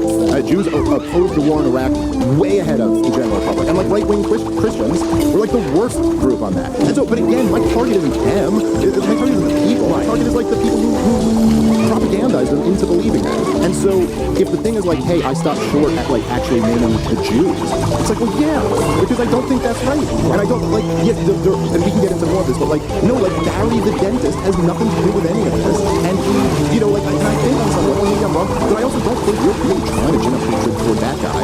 And so maybe that's why I stopped short of blaming the Jews. I think it's sloppy, not as accurate. Well, I'm glad you said that, because I think it's important, just on a basic level, to say that we don't agree on everything. We are distinct, and I wouldn't even say it's about further or closer. It's just that we are coming at it from different places. You believe it's the neocons, and it's in particular the war party and Israel, and how those interact. And me, as an identitarian, I do look at the world through an identity-based lens, that you've got whites, blacks, Jews, and they all have political interests. They all identify as these groups. They group up based on them. And then those groups have conflicting interests. That's what politics has become, is like meeting out those interests. Like, is it in the interest of white people to go to war in Iraq? No. But for Jews, yes, because they have this connection to Israel. And same about all these other things. And so, even getting back to our beef, yeah, we could quibble about, I don't think there's some conspiracy. I don't think they got together and said, let's invite Dave because, he's going to, maintain censorship and Jewish control. I don't believe that. But I do believe that you clearly take the more moderate position, or even, I would say, the more liberal position. As a libertarian, you're like a lowercase L liberal in the sense that you think that it's, like you said, it's not Jews in themselves or Jewish identity in itself. It is particular people in power, in particularly the state, that are doing these violent policies, whereas me, it is maybe a more radical rejection of liberalism. And I think that, maybe you're informed by your Jewish identity, or you're just ideologically believe that. It is a more moderate position, and they platform that because that's the version they want. That's the version that is safer for a Tim Pool or whoever. That's the version that the system is maybe comfortable with. That's what they might be willing to accept. And they don't want to take it to the place of the Jews for the reason, maybe for the good reason you described. And by the way, I'll give you another concession because I want to be objective. There are people that are legitimately hating Jews right now. And I saw in Florida, they're pulling up on Jews with water pistols and spraying them with water. And I got on my show and I said, fuck that. Yeah, because I don't believe in that. I'm not a piece of shit. If I saw Ben Shapiro on the street, I saw him on the street and I said, hey man, why did you do a speech? You didn't say my name. I didn't run up and try and fight him, and I don't believe in attacking. He made it out like you did. Yeah, right, like I attacked his kids or something, human shield, right? But he picked up his kid when he walked across the street. It's like, okay. but I don't believe in picking on random people. I'm not a cruel or hateful guy. And you do see that. And that video bothered me in particular because if people start to think it's okay to do that, the ADL isn't necessarily wrong about the idea that it is safe. And you pull up on somebody with a water pistol. Okay, what if it's a paintball gun this time? Is that really okay? That people are going to be harassed and shot at with airsoft gun or a paintball gun? No, that's bullshit. And that's denying basic dignity, basic rights. That's not Christian. That's not American. And there is an excess of that. And I agree that it should be sort of contained. But I think there's a fine line between that and saying that it is a bigger issue than the neocons. Because, when it comes to these influential Jews, like Larry Ellison, let's say, he's not religious, but he's tight with Netanyahu. Jeffrey Epstein was tight with the left in Israel. And to the extent that you're right, Jews were the biggest critics of the Iraq War. In many cases, yeah, there's liberal Jews, but they're liberal because that's a strategy for Jews to succeed. They have these debates. What is best for the Jews? And like Brett Stevens at the New York Times, he mentored Bari Weiss. He says, Trump... God, I hate him. Yeah, he sucks, He's a neocon. Case in point. Yeah, I got in a big fight with him on Gutfeld show years ago. He was such a smarmy prick. Anyway, whatever. Major douche. Oh, God, it's the worst. Yeah, but he says in 16 or 17, he goes... Trump is bad for the Jews because he is opposing the liberal values that have been so good to us as Jews. And it's like that sort of encapsulates when, like the ADL, for example, gets criticized. They say, well, the ADL is making Jews look bad. Or they're going after people like Shapiro and protecting people like Ilhan Omar. In other words, they're attacking Jewish Zionists, but they're not hard enough on the progressive left. And what I see there is still a distilled Jewish self-interest, which is okay. Because we're all people, and we're all advocating for the most for ourselves. But in America, we just need to do a better job of managing that. And I think that the Jewish community is out of control. Is basically it. Well, I would say so. In a similar sense to because me and you both we've both been accused of getting the call over the last few weeks, which turns out was just us calling each other and being like, I don't think there's any evidence that Israel did it. But so when you come out on your show and you go, look, guys, I'm not seeing any evidence that Israel was behind the assassination of Charlie Kirk, and then people go, oh, it looks like Nick got the call. You're like, okay, but the much easier answer is that he just doesn't see any evidence. right. And people, it's like you're jumping to a conclusion. And I will say, I think you might be guilty of doing a little bit of that too. When you go well, look, they want the conversation controlled. It's or an easier answer might just be that they've seen your hits, and they go, yeah, well, I don't want to bring a guy who's saying Hitler has aura on the ship. I'm open to. I do think what's horrible what's happening to the Palestinians, but no, I don't think we need to go like that. So I think there's probably look, dude, there's. You make your bed. You were nobody out of that I noticed denying that you were horrendously mistreated when you were very young. But also since then, there's an energy that you harness when you do that shit, and you know what you're doing with it, And that's not to say you're being disingenuous. I don't mean that at all. I just mean you understand, kind of harnessing this radical energy of nah, dude, I'm staking out this position all the way over here. but it's a double-edged sword, and that also sometimes can turn a lot of people off. Although, look, you're moving the needle in a clear way, and so that is becoming more and more acceptable. I guess my point is that I don't know actually that it's possible to do that without having the excesses of the water gun thing, or perhaps much worse. I mean, look, as we've both figured out, man, I hate saying this out loud because it's against our interests, but a lot of people are kind of dumb, man, and a lot of people can't really follow the nuance of all of that stuff. But to the broader kind of Jewish conversation, I mean, look, I'm not saying it's strictly the neocons, or I wouldn't even say that obviously the neocons, the majority of them were Jewish. It's not just I'm not claiming they just happen to be Jewish. Their Jewish identity obviously plays a central role in why they feel the way they do. And there's no question that Jews, I think, and this is something I've spent a lot of time speaking out against, because I just think there's a sickness in Jewish culture that is unhealthy. I think it's part of it is fundamentally built into the religion that it's about past suffering, is a big part of it.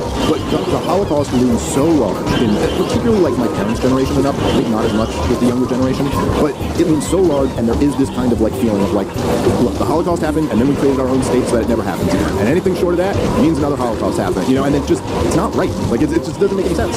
There's no reason to, and I've been saying this for years. I'm I'm a Jewish American. I've never had one obstacle put in my way because of my Jewishness. Never once. I've had people say, literally, your fans saying shit on Twitter. It's the greatest struggle of my life for being Jew. I've had greater struggles, but not because I was Jewish.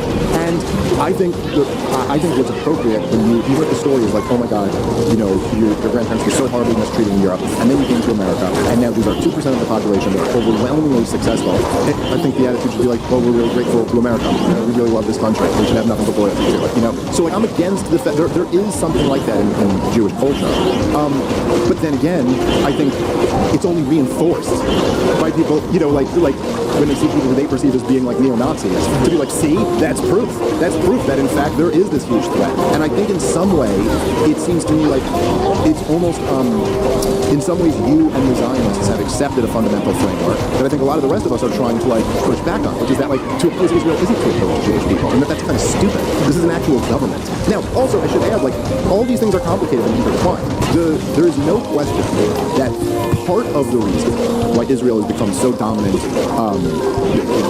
let's say the Mossad has become so dominant, is because there was a diaspora. It was an advantage that almost no other intelligence agency had. That you had pockets of people who you could reach out and touch, who could at least somewhat reliably, if they were called to do something for Israel, would take that as okay, I'm in some way preventing another Holocaust. That was a huge advantage for them. And so again, I'm not saying there's more complex and interesting questions. I guess again, I'm not trying to big brother you or anything on this. Yeah. I guess it's just even that message that you were just sending of hey, we're not trying to target people. I think if you are to win the day on this, and we want to avoid something really bad happening that I think none of us want to see, I think stressing that is probably important. And also it's just you see it. I mean, I know because you talk about it, the low IQ slop shit, where it's just kind of dude, this is okay, I know forever you weren't allowed to touch that button, and so you're touching the button because you weren't allowed to, but at a certain point, you're allowed to touch it now. Yes. And it's just not that impressive. It's kind of a silly argument. Although I will admit it's quite funny. Well, yeah, I mean, the edgelording, even for me, has lost its appeal. It just seems passé, because 10 years ago, you couldn't say that stuff, and that's what made it provocative. Yeah. And now you can say it. So, and also, it's been done for 10 years. So, internet edgelord, you've never met someone like me before. It's we've all seen that. But I would say that here's how I would characterize the issue, because I hear that a lot, that the Zionists and the anti-Semites are sort of in the self-reinforcing loop. And I would say that how I would characterize the problem is that, in some sense, the Jews are rational. The neocons are rational, because what they're saying is that there's kind of two answers to the Jewish question from the Jews, which is we need to return to the land, because only when we have another Jewish kingdom will we have sovereignty and be able to protect ourselves. There's another answer to the Jewish question, which is if we push liberal universalism, everyone will tolerate us. If we push religious tolerance and racial tolerance, then people see us as themselves, or the greatest among the nations. These are two strategies, and they're both rational, because by the way, there was anti-Semitism in Nazi Germany. Maybe that's I got the call to say that, but it's true. The way things are. Is that a controversial thing? Might be, I don't know. Not even the Holocaust, just anti-Semitism. Yeah. They weren't so fond of them, that's for sure. Yeah. But it's in Germany, but also in Russia, but also in America. There are quotas in the universities. Emerging from that time, it is, like we say, the world's made up of races. They have these interests. it's in the Jewish interest to do these things. So Soros takes up the cause of the Open Society Foundation. And Open Society is based on this philosophical premise, I think from Bertrand Russell, which says we have tolerance and openness and egalitarianism. And the Likud party, or the Haganah, the security element in Israel, they work to get power. And they say that to make the world safe for the Jews, we need Israel. To make Israel safe, we need control over everything west of the river. To do that, we need to destroy all our enemies in the region. Like, there is a rational chain of law. When they say Israel has a right to exist, they mean we can't exist if we're staring down the barrel of 10 countries that hate us. There's a logic there. And I would say that in some sense, that's a legitimate way to think. It's a legitimate interest. But I distinguish myself as a white person, as someone from Christendom, as an American. And I'm looking to disentangle the Jewish interest from the American interest and say that, when you say it's bad to say Hitler had aura, I disagree. Well, I'm not saying necessarily it's bad. I'm saying that you understand that, like, that is going to be something that might make a lot of people go, oh yeah, I don't want to deal with that guy. But here's where I would push back in a sense is, as a white person, like, why is it that the Holocaust so toxic? It's because, Jews sort of made it that way. Like, we don't look at the Holodomor the same way. We don't look at China, and all these arguments. I think that's a totally legitimate argument. It's something I've been saying for years too. I think that the idea that Jews have a monopoly on World War II is like insane, and or that anybody should, like, prioritize past Jewish suffering over other sufferings. I'd be like, yeah, the horrible thing happened, So wait, can I just? Yeah, go ahead. So, when I say Hitler had aura, I'm trying to basically set a new paradigm where, it's like as Americans and moreover as white people, it's like that doesn't have the same impact on us emotionally. Not necessarily. We only feel like that way because of movies, because of museums, because of propagandizing, and so when I look at like Larry Fink, Bill Ackman, David and Larry Ellison, I look at them as part of a corporate entity. Like they're not individuals that happen to be Jewish. They are the Jews. They're organized. They work together.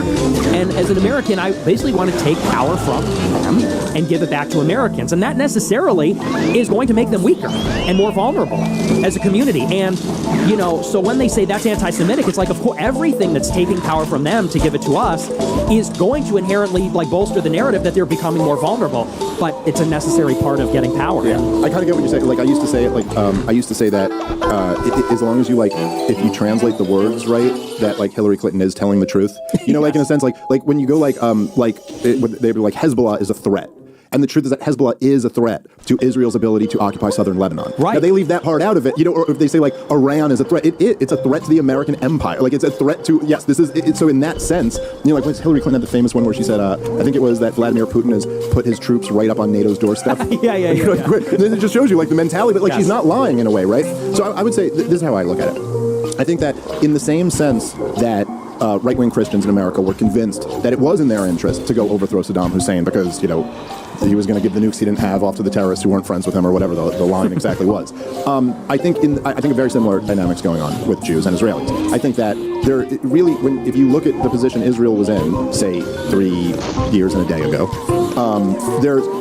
they have by far the most sophisticated, most advanced military in the Middle East. They have the support of all the most powerful governments in the world. They have a bunch of atomic weapons. They have they're in a pretty good. They have now engendered so much hatred around the world. They're probably in the most vulnerable spot they've ever been. They've done it to themselves.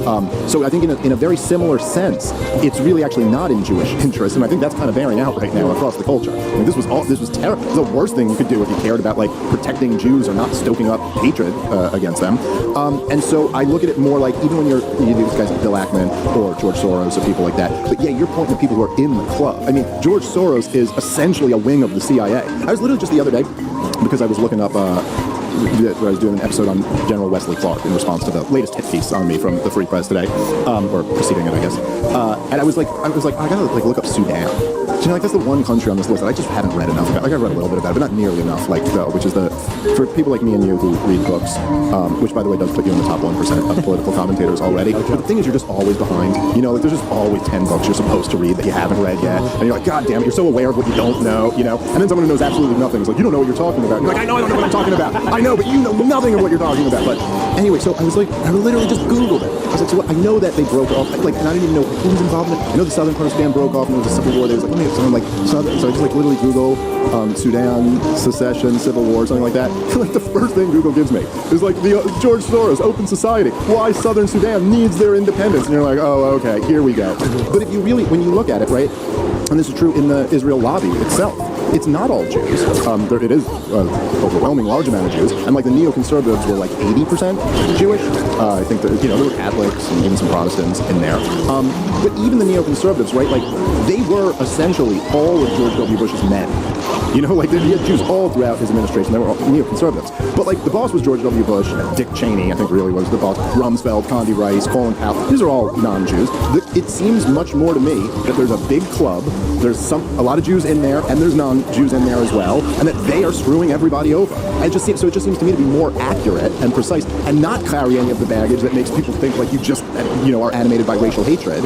And it's just more precise to just be like, no, it's these guys, it's this network of people. And even when you're looking at like something like it's difficult, and we're all guilty of this at some point, like assuming the conclusion, of starting the argument with the end result that we have. So even when you look at like, okay, well, this Jew is pursuing this strategy, or this one is pursuing this strategy, the overwhelming majority of Jews are pursuing the same strategy that most people are pursuing, which is like, I want to raise my kids, I want to have decent health care, I want to have a decent life, I want to hang out with my buddy, I don't think they're pursuing these grand political strategies. I mean, no more so than anybody is, who just like, they have their disposition to like, I'm liberal, or I'm conservative, or I'm this.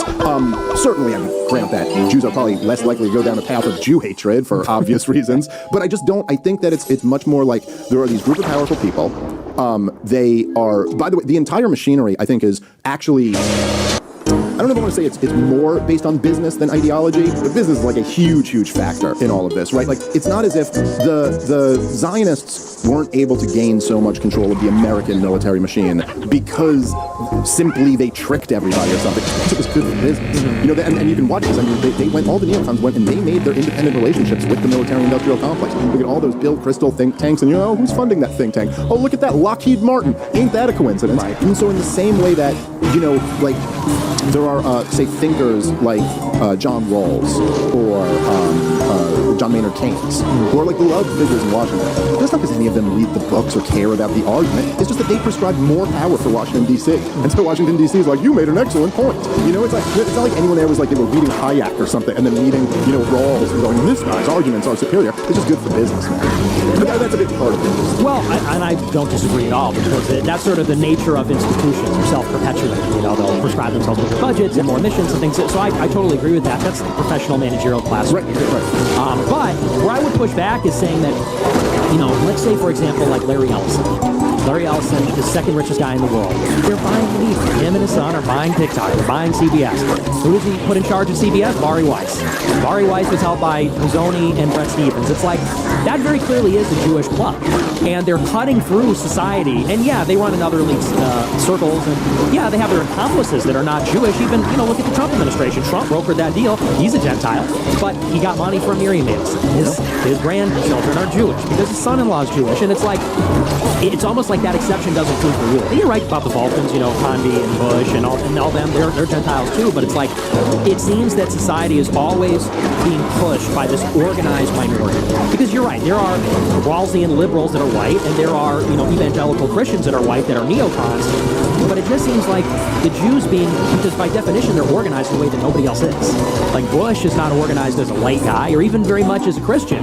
But you do have like a World Zionist Congress. You do have a World Jewish Congress. You have the, Conference of Major American Jewish Organizations. I don't even think people realize the extent to which Jews are organized in community centers by Chabad, in university with their fraternities, and in business, in their localities. It's like they're extremely organized. And as far as the average Jew is concerned, yeah, they're not running the banks. I don't think your average Jew is like a spy.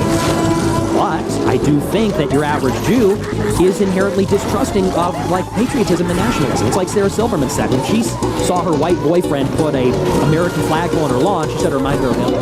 How many Jews is that attitude prevalent? When they saw Trump, they thought the same thing, fascism. And they said it could not happen here.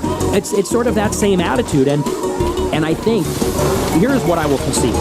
I think that by we I mean me, if my movement wants to have power and really put America first, it means we are going to have to sideline, by definition, Jews that put the Jewish nation first. Yeah, well, I think Christians too, for that matter. I mean, I disagree. I think Americans. Well, I'm saying Christians who put Israel first. Oh, yeah, for sure. Which there are plenty of. Sure. And look, it's a huge part of this. We talk about the kind of organization, but I think that's very true for evangelical Christians who are constantly having preachers, tell them that this is your duty, is to have this political outlook. There are tens of millions of them in the country. Yeah. And like, look, you can always say, well, that's the Jews manipulating them. But again, it just seems like this is presuming the conclusion. It's like, we are. Are we not being manipulated though in that way? Of course. No, I'm not denying that. I'm just saying it's not just Jews at the top of the manipulation. And I agree, but that's where I have to come in as a Christian white American and say we have to disentangle these things and say, wake up evangelicals and say, look, this is not, you're American, you're Christian. They are not Christian. They are not American. It is not in our interest. We have to take our own side. I think that there's perhaps because you're Christian and I'm Jewish, but when you're talking about evangelical Christians, although not Catholics like yourself, you go, well, we got to wake them up and make them realize that. And I feel the same way about Jews in general. Like, we got to wake them up and be like, you're not about to be Holocausted, and you don't need to support this in order to avoid one. And that's much tougher to do when everybody on Twitter is saying the Holocaust never happened, but if it did, it was good and it should happen again or something like that. So that would be that. Let's do. I just always completely lose track of time on these things. Let's talk about Charlie Kirk a little bit, because there was, me and you both, as I mentioned, have gotten a bunch of heat for not like immediately jumping to these conspiracy theories. Although, like, as I've said the whole time, I'm like, I'm open to it. Like, show me what you got. I do though think, and I've talked about this a bit on my show, I know you have on yours as well, I do think that the story of Charlie Kirk, though, and his relationship with Israel is really interesting. Yes. Yeah. So aside from the conspiracy stuff, and I guess that my friend Candace, who your dear friend too, I'm a big fan, she just last night released evidently some screenshots of a group chat where Charlie had said, he was very frustrated with a Jewish donor who I guess had pulled some money from him, and he had said something about, like, I'm going to not be able to be a Israel supporter anymore. Certainly doesn't tell you anything pointing to his murder, but it does certainly show you that, like, if that's true, and I'm assuming Candace, like, isn't posting a screenshot that's made up. I think Candace has more integrity than that. So if that's true, man, Josh Hammer and these guys have been being really dishonest about what really happened with Charlie Kirk. And I will tell you this story. I don't know if you've heard this before. I apologize to the fans because I have told them this before. But so my only experience where I debated Josh Hammer twice, I think I was telling you this outside and then we got distracted. But so the second time I debated him is at this Charlie Kirk event. And the whole time Charlie Kirk was just like, look, I really want to keep this civil and not be a mudslinging thing. And I go, absolutely, no problem. I think I'm very much like you. In that sense, I think we're very similar, that we're both kind of guys who actually really do care about the ideas and the issues. And if you approach us with, like, let's debate these, it will 100% of the time be a substantive conversation. However, if you want to be vicious, like, we're also okay with playing that game. Yep. Like, and you're like, I will be more vicious than you. I mean, maybe not you, but just about everybody else. You're not going to, and like, maybe I should be a little more mature than that at this age, but that is how I am. So I went, sure, no problem. So we go in the back, we're in, like, agreement. So me and Charlie and his, I'm blanking on his name, but his guy, who's the guy on the show now, who's kind of like his right-hand man. That Andrew Colvin? Yes, I believe that was him. So it was the three of us, and we talked for a while, and then Josh Hammer came in. And we're just talking, everybody's just being friendly and talking. We were kind of talking about every issue except Israel, because, like, we're about to go debate that. So we were talking about immigration, and we started talking about family stuff at one point, just like everyone having a nice conversation. And Charlie, and it's like, okay, we're going to go have this debate. And I was not sure what I was walking into there. Like, it was very, very interesting, because, like, half the crowd might have been like you are. I mean, like, it was at a Charlie Kirk event, it was striking. That it was like, or I should say my people. I came out, the first thing Charlie says when I come out onto stage, he introduces me and he goes, ooh, we got a lot of Dave Smith fans. Like, he was kind of surprised that, like, half the crowd was thrilled to see me there. And then, like, 20% of them hated my fucking guts. But it was 20% to half. Like, it was clearly the majority was, because it's young people, man. And that's where they are right now. But so Josh Hammer goes out there after this, and he has the first opening. And the final thing he says in his opening is that he's disgusted to be sharing a stage with him. And I just thought there was something about that I was like, what a fucking snake you are. Because the last communication I ever had with Charlie Kirk was me texting him, what a fucking snake that guy was after all that. And then Charlie just said sort of diplomatic back, he was like, it goes aggressive or something like that. But I just thought on, like, a dude level, and I guess maybe this is part of the reason why me and you always kind of have, like, a mutual respect and liked each other. There's just something where you're like, who does that? Yeah. Like, who the fuck does that? Like, you're so comfortable being duplicitous that you'd sit down. Like, if I was about to go on a show with you right now and do this and be like, I'm disgusted that you're across the table, I wouldn't have had that 20 minutes of nice chit-chat with you. Right. I'm sorry. It would have been like, no, we're doing it like that. So anyway, I say all of that to just say, I don't trust that guy one little bit. I'm curious, what do you make of the new revelations or this dynamic with Charlie Kirk? It's a weird spot for you to be in, being such a, like, rival and an antagonist of a person, and then they're killed in this horrible way. And so it's a weird spot. But what are your thoughts on this latest? Well, I agree with how you said it, which is, look, I mean, if someone other than Tyler Robinson killed Charlie Kirk, I'd of course be very interested in that, but I just don't see evidence for that. And people are trying to, it's like anything. In hindsight, you can look at every person's reaction in the crowd and say they're a decoy or an operative, whatever. There's really nothing hard or conclusive that proves anything other than that happened yet. And I'm open to possibilities. What is interesting, but a different conversation, maybe related, is the Israel thing. And I think very clearly, as you and Tucker and Candace and others have, and Max Blumenthal have said, there's ample evidence that at the minimum, there was something dynamic there. He was a pro-Israel guy for many years. Now, seems like that was in flux. And a lot of the evidence has kind of been knocked out. This Bill Ackman retreat, Bill Ackman produced the texts and Charlie arranged the whole thing. And it was a forum where I'm sure disagreement was expressed, but it showed generally they were still aligned. More interesting was his interview with Megyn Kelly, where clearly he platformed Tucker and you, and it seemed that supporting Israel was in contention, which they hate that that's even on the table, because it matters how you set the table. It doesn't necessarily even matter what your position is, but they don't want that to be up for debate. Do we support Israel? It's not a question they want people to ask. Especially when you're losing the debate. Yes. That doesn't help either. Yeah, especially when you get booed and killed in the debate. They don't like that either. And so even that, they were really pushing back on Charlie, threatening. I guess the new revelation is they took the money. They took the $2 million. It's a pretty big organization, but that's not a negligible chunk of change for Charlie and Turning Point USA. And he goes in the group chat, and assuming, like you said, that it's authentic, that is, I think, the most stark thing we've heard from him on the record, where he says, I have to leave the Israel camp. And I would say that's even different than what he said on Megyn Kelly. Because on Megyn Kelly, he said, oh, you're going to call me an anti-Semite? He sort of stopped himself. He said, well, you're going to lose me. That's what he was going towards. Yeah, he said, you're not going to lose me. He goes, but I'm going to be deflated. In that text, he says, I'm out. And I would characterize that, because I was his rival, and I'm very cynical about him, he was kind of caught between a rock and a hard place. He was really in the middle because, like you said, it's young people. They are Israel critical. And he had to go and defend the bullshit to them at the campus, in the arena, in the pit. So it's easy for them in the ivory tower to say, yeah, we love Israel still. He's actually having to get the shit. And 100 Groypers on the line saying, why do you still love Israel? And I think that he recognized it became a liability and started to try and accommodate everybody, Tucker and the other side, Candace and the other side, the Groypers, so to speak, or the Dave Smith people and the other side. And the other side wasn't having it. They said, you better get the fucking line or we're pulling the plug. And I think he defiantly said, I will not be bullied. I thought it would have been interesting to see where that would have went, but sadly will never. I completely agree. And I've always, I kind of I took what he was saying in that thread like a little differently than I guess some people did. Like I always thought the dynamic with Charlie Kirk was kind of that it was like, look, he's the guy who has to keep the young people on board. And he's, by definition, he has to be a big tent guy because he's trying to win, he's in a different game than me and you are in. It's a whole different thing to be like we're in the business of telling the truth as we see it. We're in the business of breaking down the ideas and how we view them. And as you said at times, even like stretching the Overton window and maybe even accepting that like, I'm going to be speaking to the remnant here. I'm going to be speaking to one group of people, but hopefully this group will move the broader conversation. A very different thing to be doing a get out the vote campaign. You need everybody involved. And I think that I think Josh Hammer is not lying when he says he was doing everything to keep you out. Like that was the goal. Is like, we are going to cut the line here. But just with the new dynamics of where politics is now in this real like revolution in media that we've both been living through and being active participants in, it was like, okay, but you're big enough at this point that like, okay, cutting Nick Fuentes out and then everything else is a Big Ten, okay, you maybe could pull that off.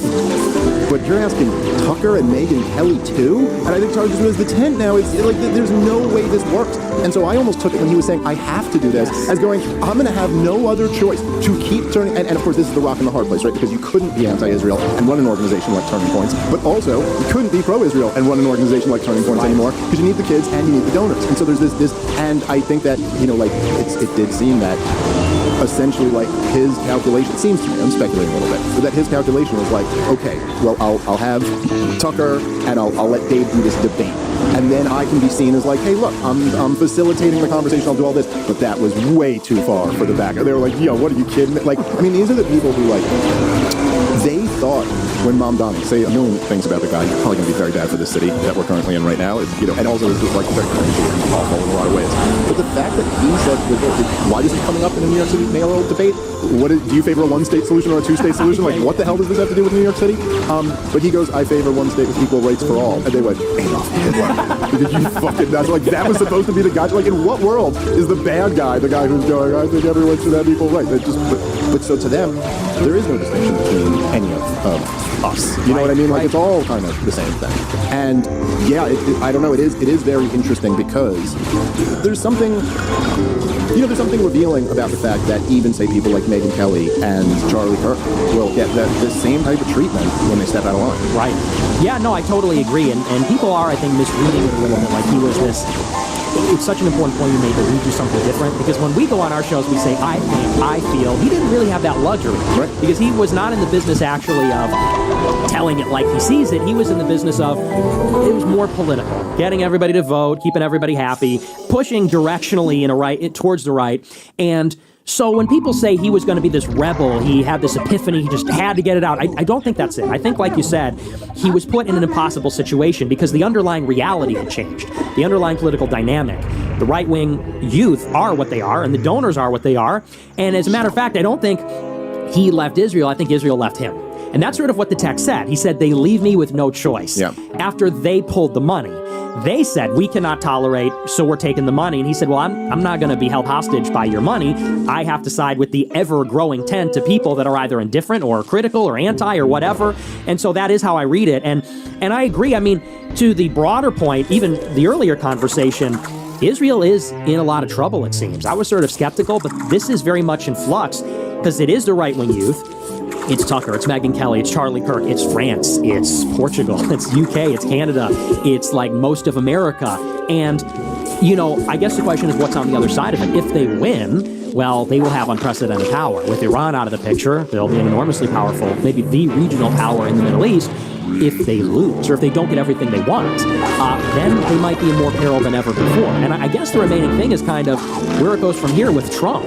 You know, because it's so weird how everything, in a sense, I don't believe that they killed Charlie Kirk, and yet his death, by revealing what it did, is going to play a big role in this conversation. Because like you said, it shows that the right wing is literally breaking up over this. Like, this issue is forcing this contradiction, and that contradiction is splitting the right, which is the ruling party. In the middle of the UN meeting, in the middle of the peace deal that's about to blow up, it's like, I think when all is said and done, we look at this 2-year period, it will contribute to that larger conversation, and then, you know, where's Trump going to go? Yeah, He's the decider. well, that's right, and I thought it was so interesting, like, the 12-day war, as it's been dubbed, which, you know, it seemed to be at halftime of, but there's, you know, like, that was a change in dynamic, because I've just never seen anything like that in politics before, and I've been paying attention to politics for almost 20 years now, and I've read a lot about, you know, before that time that I was paying attention. And, like, it would be on the level of, like, if Barack Obama launched a war and Rachel Maddow and, you know what I mean, all that were like, hell no, we are not supporting this. Or George W. Bush and Bill O'Reilly and Sean Hannity were both like, screw that. And you just never really seen a dynamic like that before, where what can you do here? You're actually kind of limited in your options. And so, yeah, I mean, it's there's just so much of this stuff is like we're in a new experiment right now. We've never really had this level of uncontrolled, you know, media. And I just do think that support for the Israeli government, and not the existence of an Israeli government, but support for the current Israeli government and what they do, was totally dependent on a controlled media environment. It simply can't survive in an uncontrolled media environment. And I do think that, you know, these young people, you're talking to them, none of them get their news from the corporate media anymore. They are all listening to our shows. And it's almost like no matter what corner of, say, the internet media that you're in, you've just seen the debates have happened so many times. Like, Piers Morgan has hosted so many of these debates. I did one on Joe Rogan. There's been on Lex Friedman. So you debated Dinesh D'Souza on that. And every single time, it's almost always the exact same thing. I mean, like, I watched I'd seen clips of it, but I watched the full thing earlier today, and it's just such a one-sided. Like, I mean, and by the way, Dinesh, his stock went up in my book just from like the way he handled it. You know, I thought, like, I appreciated that. But like on the substance of it, it's not even fair, man. Like, it's not like you're like, one of these times I should have to switch and argue your side because it's just too ridiculous. Like, it's so fucking indefensible, and you got to sit here and pretend like it's just. I'm sorry, you're not gonna. And so we're just left in a situation now where, you know, the young people they've all woken up to this shit, and there's really no putting it away after that. Yeah, and then what's sort of unnerving is, like, you know, if they can't put it back in the bottle, which, you know, they're going to try, and they are trying. That's what this TikTok and CBS, and even, you know, they're not even taking it at CBS. Like, everybody knows what that is. I saw all the presenters on, like, 60 Minutes were leaking to the press how much they hate Bari Weiss, and, you know, they don't want to go along with all this. It's like, it becomes almost scary because Netanyahu's been in power for almost 2 decades, and in a sense, it's like this is sort of a modern situation. The war on terror, the Middle East, Netanyahu, the ascendancy of Likud, the neocons. This is like the past 25, 30 years, and it seems to sort of be sunsetting. Like, Netanyahu, if this war ends, for better or for worse, he's going to be out. And he will not, whoever his successor is, will not be able to keep the coalition together as well as he did. So maybe their influence diminishes there. The media environment is not centralized anymore, so they don't influence that either. In the last legs of whatever this period can be called, this go for broke moment, what scares me is how desperate they're going to get. Yeah. And I think that's where maybe it makes sense they killed Charlie Kirk, because there's some recognition they are that desperate. Like that is a desperate hour for them when they're losing absolutely everybody, isolated, they're not winning the debates. They can't win it with the soft power, censorship, suppression, the rest of it. Do they then resort to total chaos, crisis, these kinds of operations? That, because it's sort of like the emperor has no clothes. Like you said, in our lifetimes, we've never seen something like this. Can they lose? Will they tolerate losing? What does that actually look like? And I think that's going to be resolved in the next, 6 months. So it's going to be kind of freaky. Yeah, it's like the example I use is that they say, when a woman in an abusive relationship tries to leave the husband, that's the most dangerous time. That's when he might kill you. When you try to leave. Even though it's the right thing to do, it's like that is the most dangerous time. And so you do, I think something we should all be kind of aware of is, how do you manage that situation exactly? And, you always kind of want to, even in these really awful situations, you want to kind of leave the door open in a way. Like you have to find a way for Netanyahu to be able to declare victory or whatever and say, save face to stop kind of doing what he's doing. But it is, look, it's like you said, there's just no, I remember thinking this when they were really trying to cancel Logan during the COVID stuff, because he was heroically telling the truth about it. And I remember thinking, let's say this works. You get what do you think? All his listeners are going back to Don Lemon? Whether they take you out, they take me out, whatever. Do you think all the people we talk to, or what's their next step? It's not like they're going back into the Matrix or whatever. That's not happening. And it is, I think, because I want to talk about Trump a little bit too, and J.D. Vance. I'd like to talk about the kind of future of the Republicans a bit. But it is just this past weekend, we lived through a real interesting little moment where Donald Trump, in one more example where he's clearly frustrated with Netanyahu, and goes and finally says it. After all this time, finally says Israel must stop bombing Gaza immediately. Now, I don't know. I know they're claiming. So I was reading up the latest of this stuff. Dave DeCamp is always the best guy to read for what the latest news on the ground is. And they're claiming they've stopped some of the bombings, but they did still. There was a lot of offensives going on over the weekend. They killed something like 70 Palestinians on Saturday and then 40 on Sunday or something like that. And so you're okay.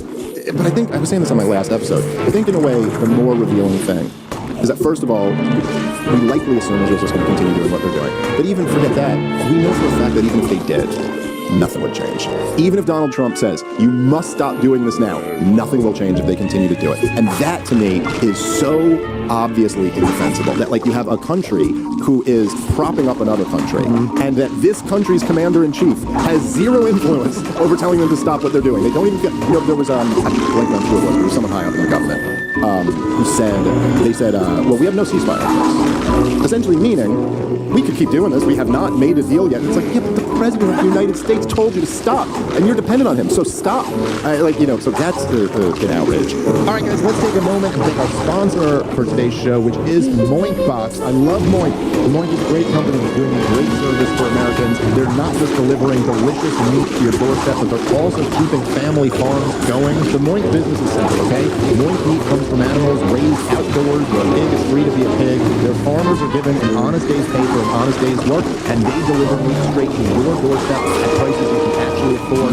Born, raised, harvested right here in the United States of America, and I can personally tell you their meat is delicious. I'm always looking for the family farm where you can buy your own meat there, because I just don't trust the stuff in supermarkets. So I was really into Moink as a concept. I've had several different pieces of meat from them. They're absolutely excellent. I highly recommend them. Plus, you can support American family farms when you join the Moink movement. And join over at moinkbox.com/POTP right now, and you get free bacon for a year. So that's 1 year of the best bacon you'll ever taste, but for a limited time only, and only when you sign up at moinkbox.com/POTP. That's MOINKBOX.com/POTP. All right, guys, let's take a moment and thank our sponsor for today's show, which is Monetary Metals, an amazing company that is revolutionizing the way you invest in gold and silver. They have been paying interest in silver and gold for over 8 years, helping you grow your wealth in real, tangible assets. Finally, there's a true alternative to saving in dollars, a yield on gold and silver with Monetary Metals. Look, here's the deal. A lot of you guys own precious metals. If you're owning precious metals, you're probably either keeping them physically at home, in which case they're just collecting dust, or you're having them professionally stored, in which case you're paying fees on your precious metals. But with Monetary Metals, you own precious metals that work for you. They generate interest paid in additional ounces. So this is just a no-brainer for people who own precious metals. This is the best way to do it. Go check them out at monetary-metals.com. That's monetary-metals.com. All right, let's get back on the show. More broadly speaking, I found this to be kind of interesting. So me and you are actually opposite in terms of, I think you voted for Trump in 16 and 20, not in 24. I didn't in 16 and 20, but did in 24. Although I think we have a lot of the same critiques of him, we kind of saw that different. But how do you, I think at this point, I think you've been very, what's the word I'm looking for? I think you've been very hampered about your criticism of Donald Trump. It seems to me like that's the appropriate thing to do now. I mean, I think there were like a few things where, I felt like when Donald Trump first got in, or right after the election was won, I tried to lead this like no Pompeo thing of like being like no Pompeo, because that was like he had spoken at the last Trump rally, and so I was talking to like Tucker and like all these other guys, and I was like, dude, we should all go all in on this, like Pompeo and Haley and all these other people came out, and then he signed that letter saying Pompeo and Haley won't be in it, and then I was like, okay, not enough, all the neocons got to be kept out now, and then Donald Trump Jr. like quote tweeted me and was like 100% I'm on it, blah blah blah, and there was a moment there where I was like, fuck, maybe, like I actually maybe want to believe. I mean, and part of it, I'm a libertarian, so like I know I've been through this, but I know all the talking points now. Nothing ever changed. There's no government solutions and blah blah all this. But I was like, you know what? They did try to arrest this guy. They did try to do more than arrest this guy. Again, I'm not trying to jump the web, but there were some things about that really just don't add up. I'm still very, skeptical of the official story on that. But maybe there's actually something.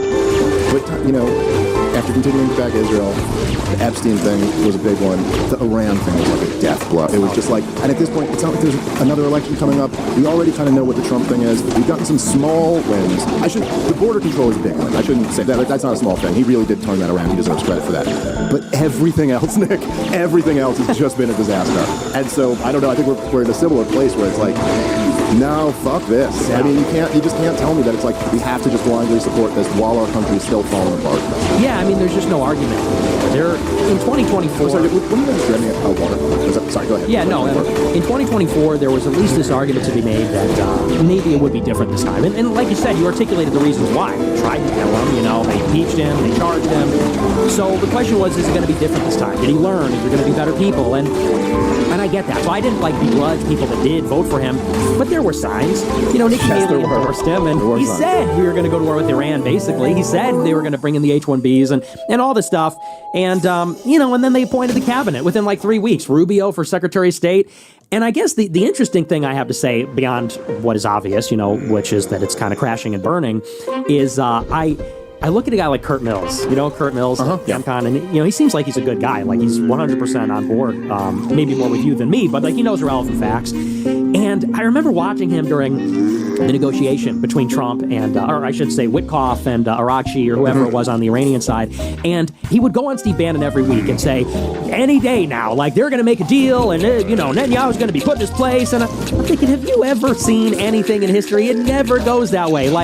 And it never goes that way because, like you said before, it's sort of axiomatic. Trump is not willing to shut them down. He's just not willing to resist them or go there. He doesn't care enough, or whatever the reason is. It's hard to know what's in his heart or in his mind. He won't do it. And then, I think it was 3 days before we went to war, he goes, it's not on radar that Trump is going to attack Iran. That's not on radar.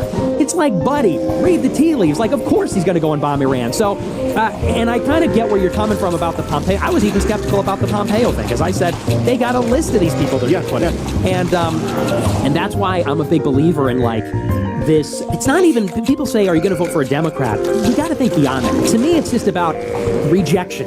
They set the table, and you can't really choose what's on the table, but you can choose whether to eat or not, whether you're going to play the game. And so my bigger idea is just reject. And I like what you said. It encapsulates it. It's bullshit. no, thank you. You know, you're promising stuff you know you're not going to deliver. When you put this stuff out there, the big beautiful bill, $150 billion for border enforcement, they're not deporting even 1,000 people a day, like it's nothing. And so I just look at these guys like Dan Caldwell crying on Tucker, at Kurt Mills, all that kind of stuff, people saying, we're going to hold their feet to the fire. We're going to pressure them. And I'm like, aren't you tired? We did that already. We did that in the first term. Because I was kind of in that place in the first term where it's like, we're going to control the personnel. We're going to do this. And I knew people in the admin. I knew people on the campaign that didn't get hired because they were on the campaign. Because the people in the admin were from the Rubio campaign or the Bush campaign. And it's like, you know, we just need something that at the end of the day is what we want. Not a compromise. I know it's not how politics works, but we just need something that is promising and intends on delivering what we really care about. And Trump was never that, in my opinion. Yeah, no, I agree. And it's, you know, it's a shame, in a way. A friend of mine, Scott Thornton, always says the country needed Ron Paul and we got Donald Trump, which is, you know, kind of how I see it. Maybe you would say more like Pat Buchanan or something like that. But, you know, I think both of us would take either of those options if they were on the table. But it is, you know, and I thought the Epstein one was a particular, you know, it's interesting how much that really was devastating for Donald Trump. And it was more than just the Epstein story. I think it was like what that symbolized. What that, you know, that it was like right at the heart of his political raison d'etre, which was draining the swamp. Right. And it was like, come on, man, what's a better example of the swamp than this? Oh, we won't touch that? Okay. All right, then. So I guess we know how serious we are about this.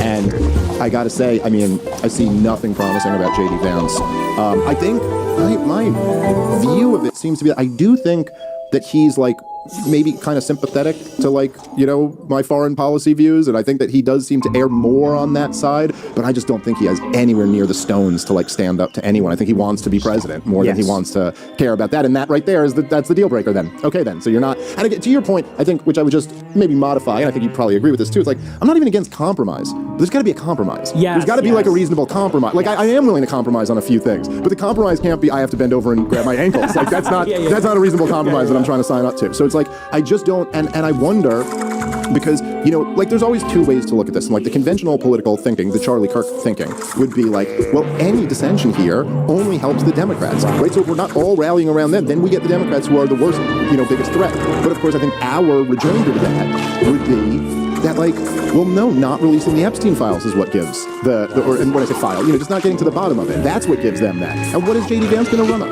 I mean, how is he going to capture that energy that Donald Trump had? We're furious with this system. The system is so corrupt and so dishonest and so such a betrayal to every American that we want someone to go in there and be a wrecking ball against them. How is he even possibly going to capture that energy? Right. When nobody's believing in it anymore. Well, and with Trump, I feel like a lot of people just forgot really what he was. There were a lot, because I feel like not a lot of people actually voted for him in 2016 that are around now. And you and I know, because we both, I mean, you were around longer than me, but we were both around then. And I feel like there's a lot of young people and maybe even like big supporters of Trump now that weren't really with him in 16. And so what I'm trying to say is, for a lot of people to have amnesia, they think that he's a Republican, he's a conservative, like, because that's really what he's become. That's what he was in 20, that's what he was in 24. He's against the radical left, he's against the Democrats. But in 16, he started out fighting the Republican establishment. And he really ran as like an independent. Yeah. And I always go back to the proposition of Trump. This is my basis for not voting for him last year, which is not, I'm better than the Democrats, which is the minimum. You're a Republican. Oh, he's better than Kamala. Isn't that a given? Like, shouldn't you be? It's not that he's a conservative or anything like that. He said, the system is rigged and it's broken. I will break it because I'm rich. I'm so rich, I don't need to take their money. And if I don't have to take their money, I can actually deliver real change because I don't have to worry about upsetting them. That, in a nutshell, was the premise. And that was his appeal. He would go up on the stage and, like, you watch this now and you're like, where's this guy?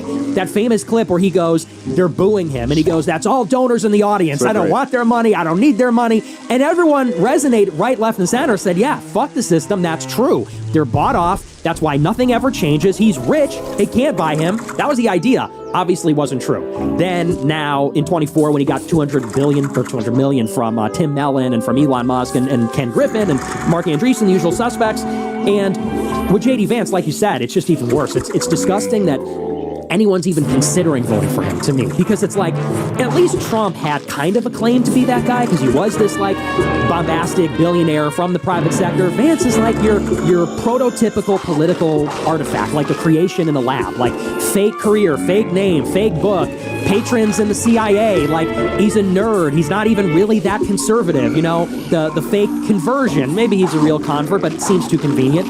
Like, he's everything that Trump ran against. He's like Jeb Bush. He was calling Trump a Nazi and voted for McMullen, and it was a never Trumper. So, and I'm just unloading my case against him, but it's like, they could not be more different. So to your point, how are you going to sell that? I don't know how any MAGA person is buying it, but I think they will. And there's another thing where, like, you know, the vice presidency, you know, the role, it's an interesting job. It's really not a job, exactly, but it makes you kind of like, oh, you're the next in line. But if you just remove that for a second, who would have ever thought J.D. Vance could carry a national election?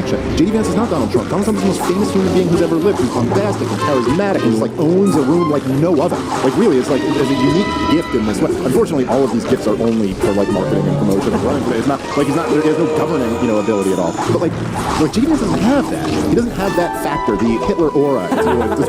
You know what I mean? But like, he just, and so it's you're just looking at this and you go, so look, if you're telling me that like the radical left Democrats are the real threat, which granted they are, it's like, it seems like we're staring at them having a chance. Now, I guess the only thing, and again, this is an interesting dynamic, one that I've never really seen before in my lifetime, is where you see when Donald Trump's support like plummets, it doesn't seem to give any boost to the Democrats, who are still kind of just like in the tank. And I think part of that is just because they failed so miserably over the last few years. But I do think, like, to your broader point, I'm not even like saying 100% one way or the other, but it's something that like I think people who are, you know, dissidents, broadly speaking, of this system and are, you know, in opposition to the current regime need to think about a lot. Because, yeah, like, if our vote isn't a given, our support isn't a given, then it has to be worked for, you know? And also that things aren't always so clear. You know, like, you could say Kamala Harris would have been worse than Donald Trump. Now, in this particular example, just on the border security, probably we're better off, all things considered, with Donald Trump. But at the same time, in a lot of ways, I think you could argue, for right-wing America,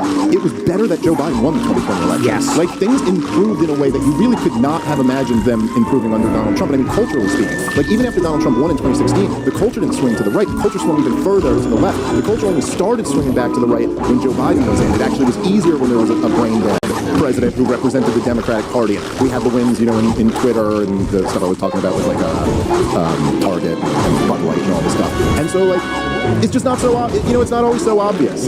What's, you know, white men can't jump. Quote. Sometimes when you win, you actually lose. Sometimes when you lose, you actually win. So I just think that, I would hope, like, I hope maybe like Thomas Massey will run in primary hemorrhage. I would at least hope that there's something that kind of like gets the conversation over like, no, actually, how about we expect you to be this? We expect you to actually be good. And nothing crazy. I'm not like even asking for it. This is why I corrected you on the no compromise. Like, I'll compromise, okay? Yes. But like, don't get us in another stupid war. Like, you know, make policy dictated off what's best for America. We have to do something about this debt problem. Like, we have to at least attempt to tackle it because we're drowning in it. And the answer can't just be continue to debase the currency. This is destroying our country. It's like, and don't have a wide open border. Like, I'm just like, so few things. Like, if you could just be good on these few things, I'd be like, okay, I'll hold my nose over the rest. But there's got to be some way. And especially now with the new media landscape, with the amount of influence that me and you have right now, I don't know, we've got some opportunities to say like, hey, no, we're not just going to go along with this. We ought to plant a flag at like one reasonable point and go, we're not bending on this. Yeah, I totally agree. I think we need to throw our weight around, and we'll have a much better opportunity to do that because in 28, it's an open field on both sides.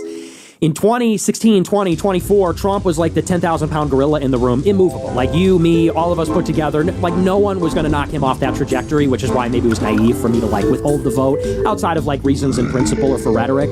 But in 28, we can't shape the race because, like you said, I don't think Vance is a shoo-in at all. He's not a national figure. Very good chance he goes away at DeSantis, where it's a failure to launch, it's a crash and burn situation, and then it's wide open. And I would say that, you know, people say that I'm like a Democrat or like I wanted Kamala to win, and it's like you think I don't know that Trump is better than Kamala. Everyone knows that. But I love what you said about these like knock-on second-order effects because you're 100% right. Biden winning and like Trump getting banned from YouTube and all that, that's probably why Elon bought Twitter. Like that maybe doesn't happen in a universe where Trump won the 2020 election and all the other downstream effects that took place. Trump being president now is sweeter than it would have been from 20 to 24.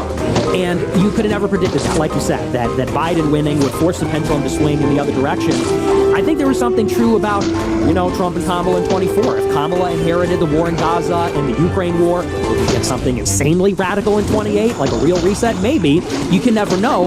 What I would say, though, about 28, and this is maybe new, is like when you look at what Trump is doing, he's creating a lot of tension right now. The ICE raids, the militarization of law enforcement, the war everywhere in Venezuela, Ukraine, Iran, the advance of AI and technology. It's like, if a Democrat wins in 29, I'm moving to another country. Because whoever comes into power from the left is going to want blood. Because they're going to want vengeance.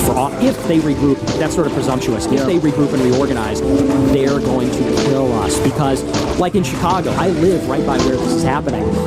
They set up this detention facility. They're rounding people up, putting hype edits of it on Twitter. It's pissing liberals off. Liberals are going to the place, protesting. The cops are beating the shit out of them and laughing and taunting them. More protesters come. Now they're ramming cars into ICE cars. The cops are shooting them. Now they're bringing in DHS. It's like, we've gone so far up this escalation ladder in like 3 months. And what I fear is that Trump is not going to finish the job. He's not going to salt the earth and destroy Antifa. So all he's doing is pissing these people off. And that means the violence is going to get worse. They're going to organize. We're going to get like Mamdani for president in 28, or, something along that vein. And that's why I think it's really important that like a Republican does win, but it just can't be Vance. So like that's kind of how I'm thinking about it, because they're really barking up the wrong tree in my opinion. They're signing checks they can't cash. Yeah, I mean, like I wouldn't entirely close the door on Vance. I'm just like, he's got to show me something. I got to see something that makes me go like, okay, I can get on board with this at least, which I just haven't seen yet. And I do worry about that a lot. I think it's something that you should pay attention if you think about, say, like kind of the way the culture shifted over the last few years, which really is hard to like overstate how crazy it is, dude. Like me and you talked 5 years ago. We were living in a different world when me and you talked 5 years ago. It's not that long, And and you could obviously see right now, like looking at where the culture is, you're like, oh, the woke press has really overplayed their hand in a lot of ways, right? And then there's a lesson in there to be learned that like things can change very quickly. And I do worry about that. You worry about like how far the Democrats went last time they were in power and what they might do again. It's also important to know that there were like a couple, for as much as I always say, like the American system is pretty broken and the Constitution is pretty destroyed, but there still are some things, and I think people don't appreciate enough the fact that the two major ones that got shut down. Number one was the OSHA vax mandate. Joe Biden had legislated that every company with 100 or more employees must fire anyone who doesn't get this vaccine. This would have been a huge event and massive control of government, particularly, they not explicitly targeting right-wingers, but who the hell wasn't getting the vax, And then the other one was the Ministry of Truth, which ended up getting shut down. Now, both of these ended up getting struck down, but man, might we be living in a different world had they gone through. So who knows what they would try to do again. Also, as you talked about before, which is like kind of a broader theme, is that there is this, Netanyahu's snapback about controlling the media and how he was just openly bragging. I really couldn't believe he was openly bragging. I said on the show, I said, I think this video is supposed to be a secret recording where he's talking in Hebrew. Like, is he actually just on camera saying this in English? Really? But I do wonder, and I wonder how you think about this, because and this is something that concerns me, particularly about you and the Groypers, and more broadly, just kind of the Twitter culture or what's on social media. It does seem to me like I'm slow motion, almost like watching this movie play out, where it's like, it would have seemed impossible 5 years ago. 5 years ago, or I guess 6 years ago, the second time you were on the podcast, you had just been kicked off YouTube. It was just ramping up that, like, hey, you simply can't do these things on YouTube. Even, like, I'm going to put this up on YouTube. I guess we'll test it. We'll test where they're at now. But I just think you're doing other interviews that are out there. I figure, why not? I think it's okay.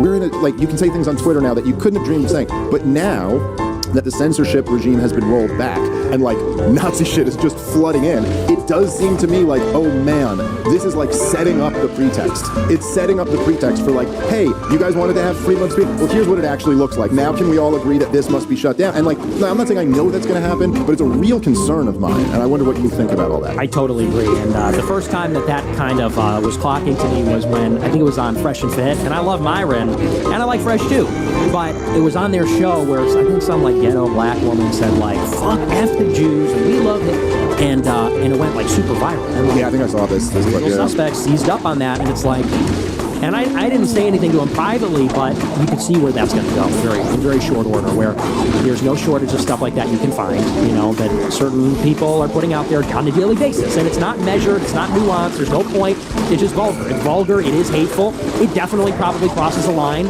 It doesn't like serve the conversation. Like, it's one thing to say Jewish identity, blah, blah, blah. It's only to say F these people. Like, that's different. And I 100% believe there's going to be another censorship push, and they're going to use shit like that to justify it. So that's why I've really tried, and I'm not the most disciplined person, but I've really been trying this year to be more restrained and measured. And that, you know, in the audience, they perceive everything as cucking. If they're not sprinting towards the most vulgar, extreme, fanatical, they say that you got the call. But it's so important because there is a window of opportunity here. And you and I have been around long enough to recognize that because you're right. It was a different country in 2015, completely different country. And we don't want to squander that. But then again, you wonder how much of it is even in our control. Will they do it anyway? No, I think that's right. We should control what we can control. No, I think that's right. And I think that, you know, it's something for us to even, you know, always keep in mind too, because it's hard, like when you start growing, I know you've, I'm sure, experienced this, right? But it's like like when you have a show and it's getting like 10,000 views a show, you can kind of know your audience. You're like, I know what my audience thinks. When you're getting like 500,000, you know, views in a show, it's like if 50,000 people are furious at you, it's like a whole lot. But actually, no, that's not the whole lot. There's a much bigger audience. And like, even as you've said, as you've been trying to, not moderate isn't the word, but like just be more careful. Or just be more mature, I guess, which is natural for all of us. I'm still a big child in a lot of ways. But you kind of realize it's like, well, as you're doing that, actually, your audience is growing. It's not like you're losing your audience. It's not like they're abandoning you. I do just think that there is, you know, like even what you were saying with that, because the problem with, it's like the words what some ghetto black chick says on the Iron Show, you know? And I like, I'm just not sure what these fucking chick says on there. But the reason to care is because that is the type of thing that will convince normal, reasonable people that, yeah, you know what, in fact, you're right. This is too fucking insane. Like, they're praising Adolf Hitler. Like, this is, and so you just like, I don't know, like in the same like vein of these second and third order effects. It's like, I just think people, you want to try to encourage people to be smart. You're right. We can't control what our audience says. And me and you have experienced that in the last couple of weeks. A very clear demonstration of that. And that's good. Our audience shouldn't just be taking our orders or anything, but we should exert influence where we can. We're like, hey, think about this. Just like, be smart. Think about what you're setting up here. Because, of course, like, there's no question that they're thinking about plugging up this hole. Now, what they're going to be able to do about it, who knows? You know, it does feel to me like maybe this thing's gotten away from them, but it's not like they don't have a few tricks up their sleeves. And so I think we should just think about these things and what the response to it might be, because they're certainly planning. They're very aware of this. You know, that's one of the things that was interesting about Netanyahu's meeting there. So interesting that I know you must have just been cackling, laughing like I was at this, but the fact that Netanyahu had to deny that he had Charlie Kirk murdered multiple times is like they're aware that things are different. You know what I mean? Like, it really is just so hard to imagine. Maybe because I'm a little older, it's like even more hard for me to imagine, because it's just like, yo, this is so unthinkable. It was so unthinkable when I was younger that this would be the case today. But it is, and they've got their eye on this as well. So we're, like you said, we have an opportunity that feels almost like a trap. Yes. You know what I mean? Yes. Like, you know, like it just like has that feeling like, wait a minute, this whole thing has been lifted and we're all cool now. It's like, wait, we all agree it's retarded to trans kids? Everyone agrees. Okay. That's kind of interesting. But at the same time, it does feel like, okay, the second act is coming, or the next act is coming, and I worry about what that's going to be. Yeah, I totally agree. You're waiting for the next shoe to drop, you know, because we've experienced this like suffocating political control that seems like they almost know every permutation of how things are going to end up, and now it's like, so Mark Zuckerberg decided free speech is good now? Like, I don't believe that. I don't believe that there is an ulterior motive, and I think that I'm always just in favor of doing the thing that's unpredictable. Because if to the extent that they have power, it's because they can predict what will happen next or how they'll behave. And so that's why I try to just surprise people and do the thing they're not expecting me to do. Like, if they bring me back on Twitter and maybe there's an angle, it's because they're expecting me to be what they think I am, which is a troll or a hater or whatever. So maybe walk it back or be restrained or, you know. And I think that we really need to be intentional and cautious. Like, after Charlie died, I called up a lot of people that I know that are like influencers. And I was like, we just really need to be careful to not step into a trap, because it seems like whenever there's a crisis, and you never think it's going to happen, but when there's a crisis, you get kind of riled up and you act in ways that are not smart. You know, and by you, I mean anyone does. Me, you, anyone, because emotions are high, rationality goes out the window, and it's easy to forget all the hard-fought lessons we've learned over the years that have, you know, produced bad results for us. So, you know, with all the violence, chaos, the uncertainty, unprecedented nature of where we are, we just have to be extremely cautious, vigilant, intentional about what we're doing, what we're saying. It just can't be sloppy, you know, because if we're sloppy, the thing about Netanyahu and them is they are really smart and they are catching. You think they don't know? They know. Like you said, they know astutely. Even to the extent that Matt Walsh says, let them kill each other. That's a brilliant innovation, because they knew the pro-Israel thing was losing. And you think they're just going to keep pressing that button until it doesn't work anymore. No, they switched up quick and said, we can't get them to support. We'll get them to say this line about, well, we don't want Muslims here. they reinvent all the time. So the game is not over. That's what people need to keep in mind. You run through the finish line, you run through first base, it isn't over. And I like what you said. They always have something up their sleeve. So you can't presume that we're running away with it. We get careless, sloppy, do a victory celebration. It's still in flux. Yeah, absolutely. All right, so I wanted to ask you a little bit about this because I think this is a topic that I find very fascinating. I think you're kind of like uniquely like a perfect example of this. But so 2019, you got your YouTube channel taken, and then was that around the same time you got kicked off everything else, or was it like Twitter? Like when did you get kicked off of that? I know you ultimately got let back on, but like there was a period where you were gone. I was banned from YouTube in February 2020, and then Twitter in July 21. Okay, all right. So there's a real interesting dynamic to me, and I watch this happen with people who I know, people I'm friendly with. Like I knew Gavin McGinnis, a good example of somebody who got canceled off everything. It really hurt him, really sidelined him. Stephen Mullins kicked off everything, really sidelined him. Like it's almost like they're not in the conversation anymore, at least the way that they were. Milo, a great example of that, where he was really, seemed like he was about to break through to mainstream success, and they squashed that. And somewhere along the years, it seemed like that started backfiring. I thought Andrew Tate, was interesting. I never heard of Andrew Tate until he got canceled from everything, and then all of a sudden it was just like dominating the algorithm. It was everywhere, and I think you were one of those guys too. So even you got back on Twitter, and I'm sure that helped, but you were already kind of surfing before, I think. If I've ever got that correct. And so was there a period? So you're out there in the unpersoned world, and was there a time where you were like, oh, this is actually working here in this world? Like, what were you streaming on? I was on Cozy TV, which is my own site. Oh, you just made your own thing. Okay, cool. Yeah. So I haven't heard of that. But so that was, and did you start getting numbers there? No, I was languishing. It was tough. I mean, the thing about deplatforming is it works. When I got banned from everything, I was not getting great numbers. It was when I got back on Rumble that I got on Rumble in the first place. Rumble seems like it was a big deal in the set, because they were the first one who really started doing numbers. Yes. Yeah, and, it was a live streaming platform. For a period, I was banned from all live streaming platforms, from roughly 21 until Rumble, I think, opened up live streaming to everybody, which maybe was like 2023, right around there. That was the wilderness. I literally could not stream my show unless I made a website, which is very costly and time-consuming. And, what helped was being prolific and having like a core of supporters. Yeah. I do a show every day. There's a parasocial relationship. It's a cult-like following.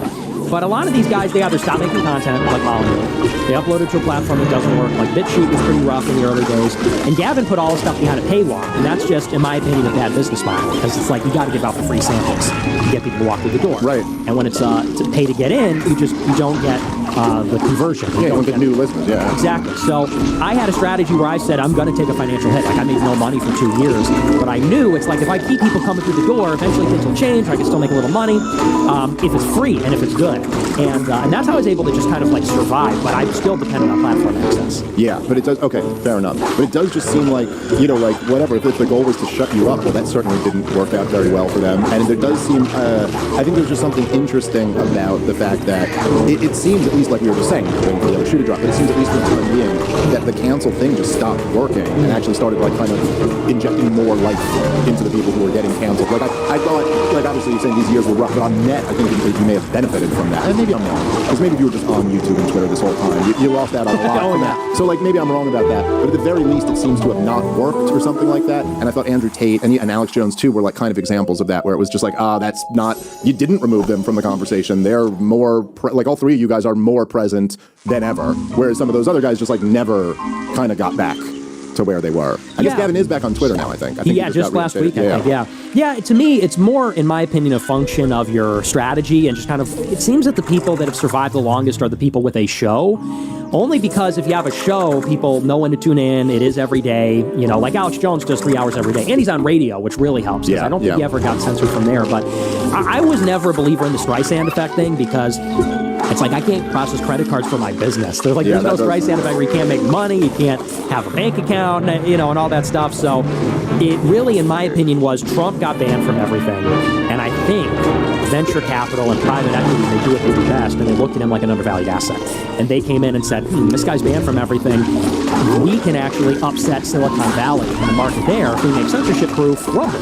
It's like if I'm banned on Twitter, no one's going to build a new Twitter around me. But if Trump is banned on Twitter, we actually can build a Rumble and True Social around him. And in a way, that explains to me 2024, because that is who came in. Little tech, it's Andreessen Horowitz, it's the Teal Club, it's Elon Musk. He's kind of like their guy, commercially and politically. And then I think the rising tide lifted all the boats. That's kind of how I interpret it, because we were headed towards total annihilation of free speech. My listener base shrunk dramatically when I was in the wilderness. Yeah, wasn't it wild seeing everybody flip out about the FCC chairman threatening Jimmy Kimmel? Yeah. Free speech is finally at risk in America after the last 5 years. You're like, really? Oh, really? Was this the one? Which, by the way, was a stupid thing for the FCC chair to say that. Totally, talk about seizing defeat from the jaws of victory. He said, oh, okay, now you handed him a talking point. This guy is dying in the wilderness, And so there's a couple other things I want to talk about. I want to talk about censorship, and then I want to hit Tucker, Candace, and some of that stuff. There's just been a lot of questions that are raised over the censorship stuff. And like I said, there's some areas that I struggle with myself, like how exactly. I think I kind of landed about where you were on the Charlie Kirk thing. Look, the government shouldn't be involved. They're not technically inciting violence, but there really should be consequences for this. There should be some type of social consequences. And in fact, I'm a big believer in social consequences. But what do you think, in terms of, I think I heard you say something like, look, the right's in power now. When the left gets back in power, they're going to be censoring people. Mm-hmm. So maybe we should be doing things like that now. But what do you mean by that? Or do you think the FCC chair, you seem to agree with me when I said that, but should the FCC chairman be threatening Jimmy Kimmel and people like that? No, I think that was just tactically dumb. Yeah, but I agree. I do believe that we are in a war, basically. We are in a race. And we know that because, like you said, under Biden, they were engaging in censorship. It was coming from the press office. It was coming from, I don't know how many departments and agencies, but it was quite a few of them that they were giving orders. Take this account, that post, take that down, the OSHA stuff. And they wasted no time in doing that. Biden got in and it was just a whirlwind of J6, censorship, everything you can think of, a naked power grab. And I do believe that if Trump leaves office and a Democrat comes in, they're going to do it again. And so I'm a big believer that the right wing needs to really disempower the left institutionally. If they were doing it under a different pretense, I would like what they're doing at Harvard and Columbia. The problem is they're doing it not on behalf of America. Right, for some other reason. But it's we should work to disorganize the left. We should work to go after their radicals, like Antifa. We should put the pressure on them hard. We should put the pressure on the far left. We should put the pressure on their funding mechanisms, their stuff, because if we lose, they will do it to us indiscriminately. They have no qualms about it, and they'll be more competent about it, and then they'll make the country the way they want it to be. So, yeah, I'm a big believer in we should use the levers of power. I don't know about censoring them on Twitter, let's say, but institutionally, yeah, we should be playing to win. Yeah, I said on my show, and this is from my particular strain of libertarianism or whatever. I was I basically said the same thing as you. I was I don't view it as a free speech violation. It's Jimmy Kimmel isn't a person anymore. You're a part of the regime. Once there is, and I know it's a bit of a gray area where you draw the line when someone. I'm not going to say, hey, you pay your taxes, therefore you're part of the regime. But no, when you just become what Jimmy Kimmel is, you're no longer a citizen expressing their views. It's just tactically, it was such a blunder. The guy's already done. We're killing him already. So what do we even? Me and you get better numbers than these guys get. So why do we need to make them a free speech martyr? But I do think that, and it's one of the great disappointments of the Trump administration, is that for all that talk about Project 2025 and how he's going to be permanent, he's going to overthrow democracy and all of this, it's okay, well, that was it. But there should have been this time, conservative and right-wing America should have been hey, we have to do something that dismantles their mechanism. And I do think look, all of college is a government program. The whole thing's a government program. All of it, it's we should be shutting down as much of this stuff as we can. Just destroying it. So I don't really think, and maybe this is where me and you disagree, but I never believe that right-wingers are going to be able to capture and use these institutions. I think bureaucratic institutions are progressive by their very nature. They're egalitarian by their very nature. It's but you can smash a lot of it. Or at least attempt to. Some attempt. Maybe you get struck down by the courts, but at least try. There seems to be no attempt to even be how do we make sure this doesn't happen to our guys next time? And in fact, I think part of that's because Trump isn't really even using them as his guys. Yeah. Donald Trump, I thought one of them, and you were there on January 6th, so I'm curious how you about that. But I thought one of the most disgusting things I ever saw Donald Trump do was when he threw the January 6th guys under the bus. Yes. Days after it, or maybe the day after it even. And, okay, ultimately he pardoned them. after letting them languish in prison for years, okay? So you don't get, like, that much credit from me for that. But, like, look, man, I never bought any of all the leftist claims about January 6th were always, like, hyperbolic insanity, you know? Like, it wasn't an insurrection, and Donald Trump didn't incite violence. But at the same time, if you're a leader and you told everybody that they just stole this election from me, like, and then you said you're going to go there, and then your people did what would be reasonable to do if the election was stolen from them, right? Like, it is not the claim, just like the Democrats were making the claim with Russia. It's like, well, then we should be nuking Moscow. Like, according to what you're saying, we should be at war with them now. Well, according to what you're saying, Donald Trump, you should storm the Capitol if that's the case. If that's the case. And so he kind of led his people into this. And then literally, because at the end of the day, it does seem that really what motivates Donald Trump is his own ego, his own greatness. And if they were like, oh, you're going to get impeached or removed, or you're going to get this if you don't go. So he went, okay, fine. And then threw his own people under the bus. I thought it was, like, disgusting. Yeah, and he had the full power to pardon them in the right there. Could have done it. He had 3 weeks to do it, or 2 weeks, I guess is what it was. And yeah, at least for me, I was almost charged with conspiracy. They were considering charges against me. That was in the New York Times. And, you know, and other people obviously did go to jail. And I was there because Trump told me to be, you know, like Trump. And by that, I mean, I was going to be at the speech. I was not going to be at the Capitol building. The speech was at the Ellipse. The Capitol was miles away. And Trump said, we are going to the Capitol to make our voices heard. I said, oh, well, Trump's going to be there. I guess it's cool. So I went there. And if I had been in jail, and other people were, is that not his fault? He saw no responsibility. And that is kind of his MO. I mean, he throws a lot of people under the bus. He is, I think, motivated by vanity. And here's the problem with that. If he's not in it to win it, then he's activating the enemy with no intention of following. That's right. He got in office. He's like, oh, I won. So it's not that serious for him. And he can pardon himself when this is all over. And he's rich, so he can go. But if the country turns upside down, we're all going to be paying the price. And so that was my big beef with him, among others, in 24, is like, look, you guys don't understand. He did not learn his lesson. He never does. He hasn't changed at all. If anything, he's just more tired and cares less. And as a consequence, it's going to be just as inefficient as the first term, in which case we shouldn't even bother. In which case we're better off not poking the bear.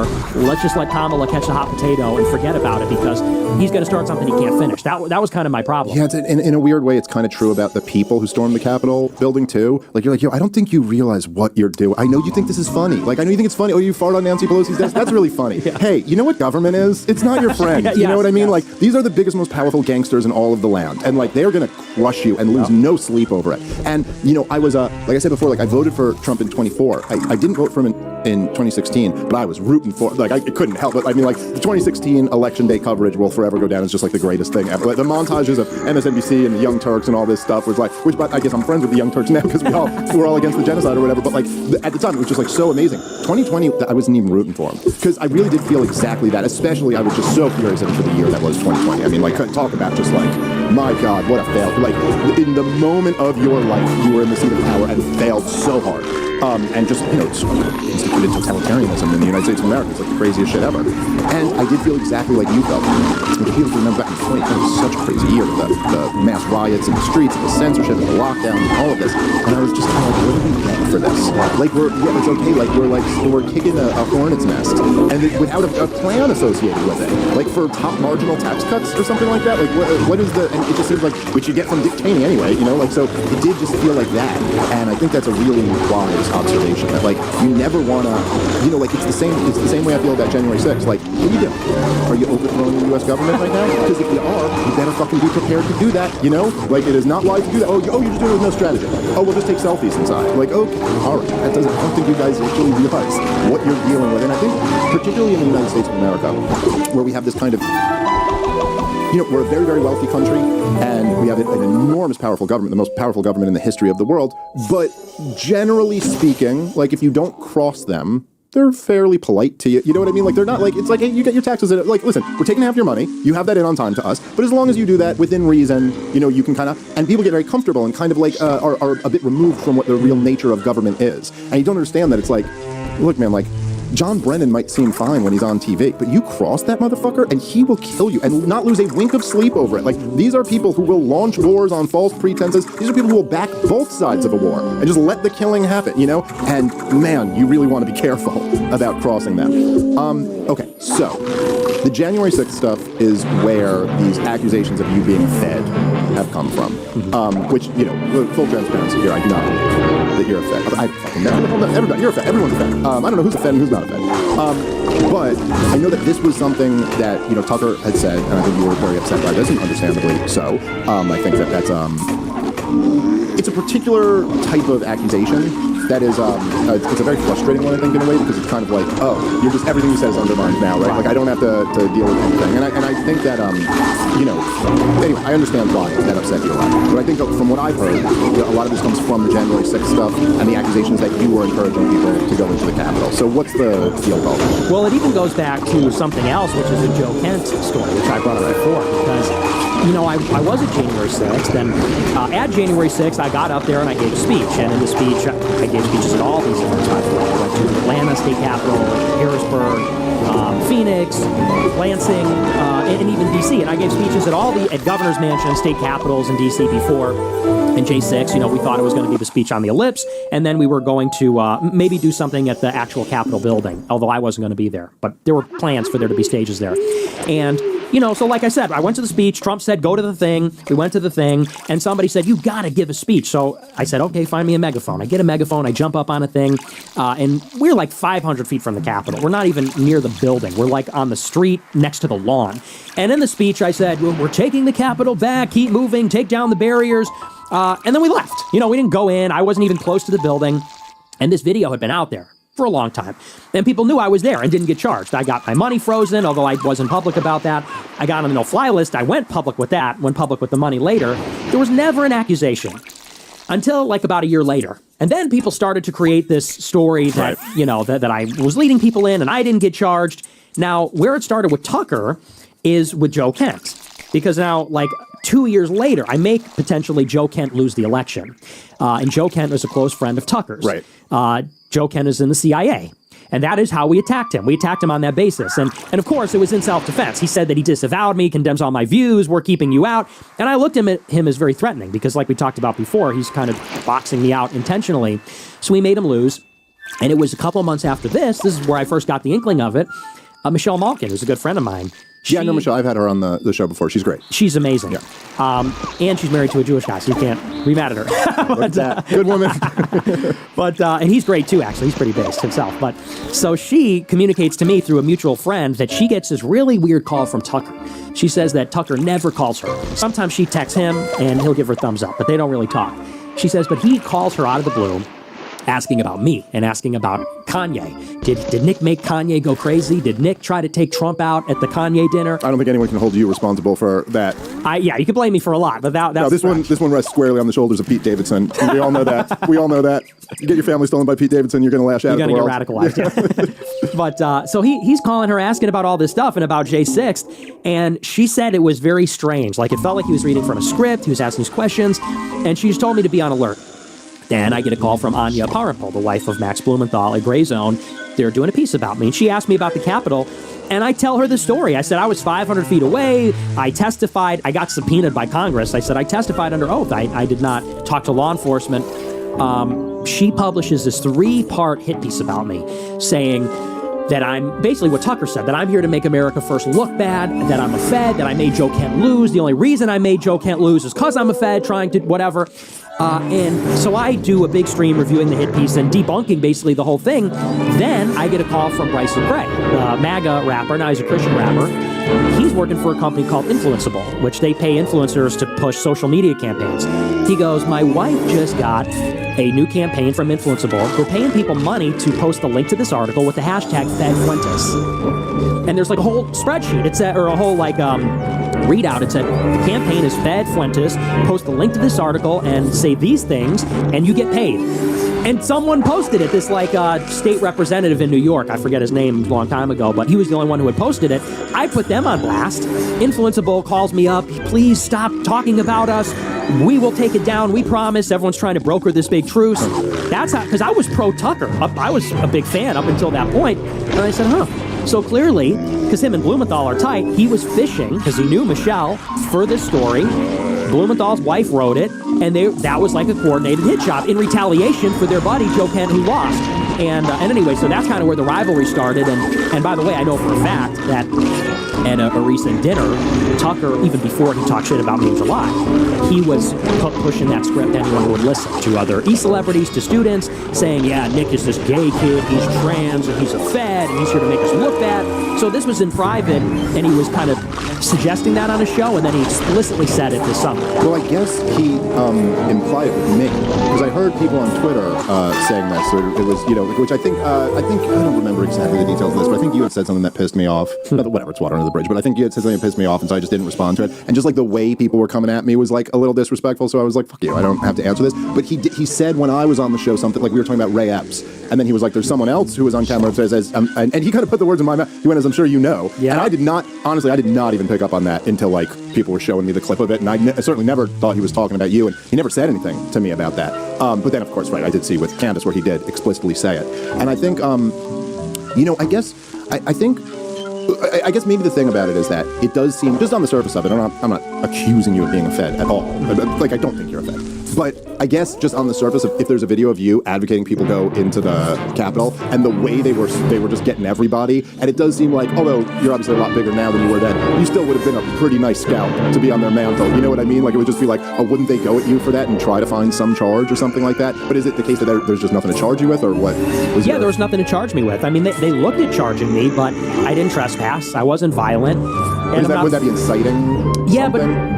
but my lawyer told me I'm protected by the First Amendment for that, because it wasn't like the language was such that it wouldn't be, and also no one else got charged with inciting. The charges were trespassing, conspiracy, like all things that didn't apply to me. Right. Okay. All right. Fair enough. Yeah, I think maybe. It's like, and I think maybe this is partially why you get that rap, which I think is unfair. It's unfair to call people Feds, unless you really have fucking detailed, like, I have the evidence and I'm willing to show it. It's just like, it's an unfair accusation. I think, like, when Ray Epps, well, by the way, do you think he was a Fed? I don't know, to be honest. I'm skeptical, but it's possible. Yeah, I lean toward thinking he was. Just the way the Democrats were defending him seems so bizarre to me. But anyway, so like, there's that famous video I'm sure you've seen, everyone's seen, where Ray Epps is in the crowd and he starts saying, "We're going to storm the Capitol." Everyone immediately around him starts screaming Fed. Now in that moment, they have no way of knowing that he's a Fed. But it's just like, dude, that's what Feds do. That's what Feds do. They come in here and do this. And I think the reason why you might get some of that is because, in the same sense, I think there's a certain feeling of like when people are opposing Israel and opposing the warfare state, and then someone else goes over it who's like, no, and we got to attach that to Nazi shit or something like that. Not that you literally say that. I'm using these terms loosely. But like, there's a feeling of almost like that. Like, just like with Ray, I'm going, hey, come on, man. That's what they're trying to cast us as, not as this. And I think the other thing, and I want to preface this because I really do, I am not, look, I'm 15 years your senior, and I do the same shit too. So I'm not like, I had, there was one with Dave Rubin recently, where Dave Rubin was just talking shit about me on some show. Like, it was, I don't know why my name came up. Someone asked him a question and mentioned me. And then he goes, I think Dave Smith's a moron who doesn't know what he's talking about, blah, blah, blah. And so I just publicly challenged him to a debate. Now, truth be told,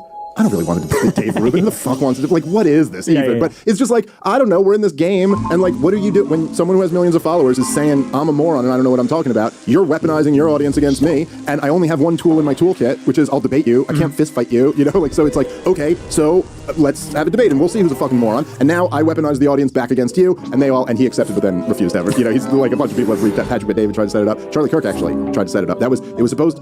Charlie Kirk wanted me to come debate, and I said, how about Dave Rubin? Because I know he lives in Florida, and it was right when we were talking our shit. And then he was like, no answer from that. Both of them. But, so, like, I get, like, if someone attacks you feel the need to attack them back. It's kind of the game we're in. I do think, though, when you're, it leads easy to the perception when you're kind of attacking me, attacking Tucker, attacking Candace, you go, well, what purpose are you really serving here? You know what I'm saying? And it's like, it seems like any voice that's critical of Israel, you know what I'm saying, like, you're going after, and then it does make people say, like, do you get the point I'm making? He goes like, okay, so number one, you're saying we got to attach all this toxic baggage to our opposition of Israel, and then number two, anytime there's a critic of Israel who's resonating, it seems like you're trying to take him down. Right. Do you get what I'm saying? I do, and from the outside looking in, I get it, but I would say that with Tucker, it started before all that. It started before he was ever criticizing Israel. This was in 2023, at the beginning of 2023, before October 7th, and, right.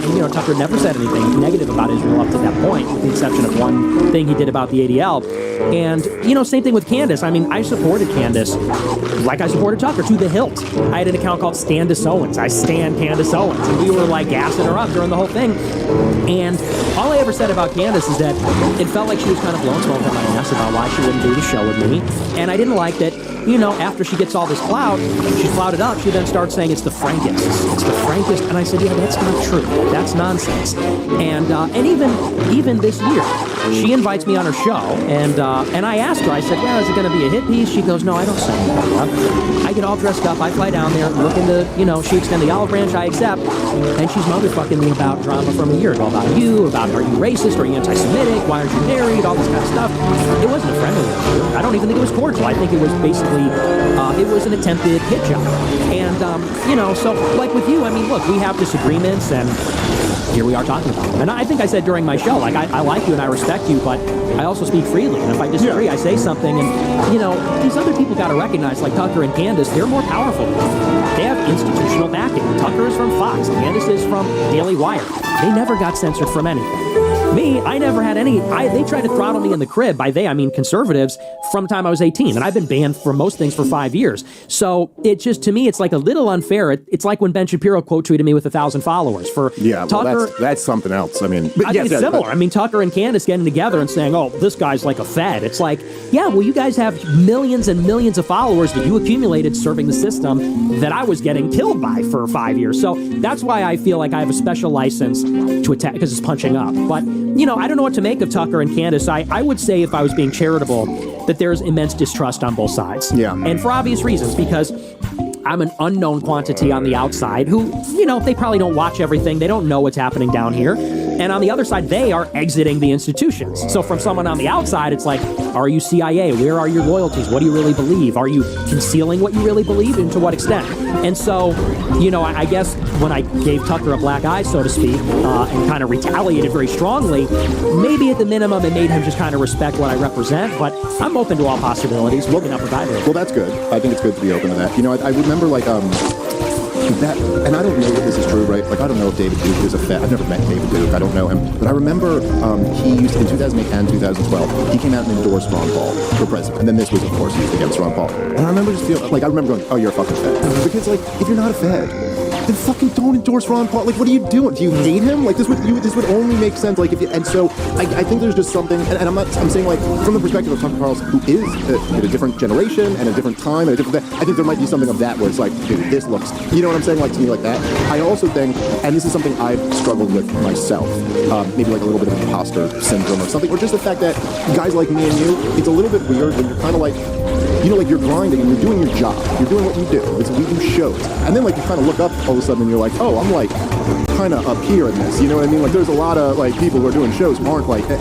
And I think that, I had this when I was debating Alex Barron, so it was just fucking horrible. And I probably don't shoot that stuff. I'm embarrassed by it, But, I mean, whatever. It's just, it's like the same thing I think you have sometimes. Whereas, there's got to be a price tag to this. You can't be allowed to just shit talk me like this. Especially when, and for whatever reason, it's something about me, my personality, but I'm much more offended by someone calling me a Holocaust denier than I am by someone being a Holocaust denier, if that makes sense.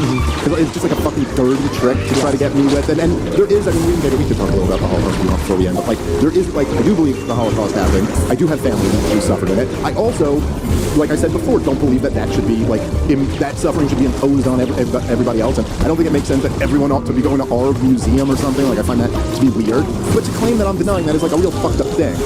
And in my mind, I was like, you go to the New York Times, dude. You pinned this to your Twitter, this accusation of me. But then I kind of noticed as we were debating that, in my mind, I'm like, dude, you're the fucking New York Times guy. I'm some comedian. Right. And he's like, dude, you're Dave Smith. I'm just Alex Barron. He kind of had that. Yeah. He didn't exactly say that, but I almost started realizing, oh yeah, I guess I kind of gotta recalibrate in a way. And I would just suggest, just humbly suggest that while you view it as Tucker and Candace are up here and I'm just this guy down here, even the guys at the top, as I've gotten to meet, they're also just people. Mm-hmm. And they also just even when you're talking shit on your live stream, you're like, oh no, I'm fucking kid in my basement talking shit on my live stream, but actually maybe they heard some of that shit, and they look at it much more of a parody relationship. I know, I just know that you, and I don't, this is nothing that Tucker ever told me, I'm literally just speculating, but you went at Tucker pretty hard, I remember, after the 2020 election. Yeah. When he was basically saying, I have not seen any evidence that this thing was stolen. And to be fair, you went at him in a pretty harsh way, and so I'm just saying, things like that. Like, I think guys like me and you often feel like, well, who the fuck am I? I'm just some guy talking shit. Whereas, like, people see more than you think, and they are aware of it. Yeah. Just saying. Well, and I get that, but with Tucker in particular, the Fed, if he came out and said, I don't like that kid, that's different than saying he's a Fed. Agreed. And he said, I know that. And it's like,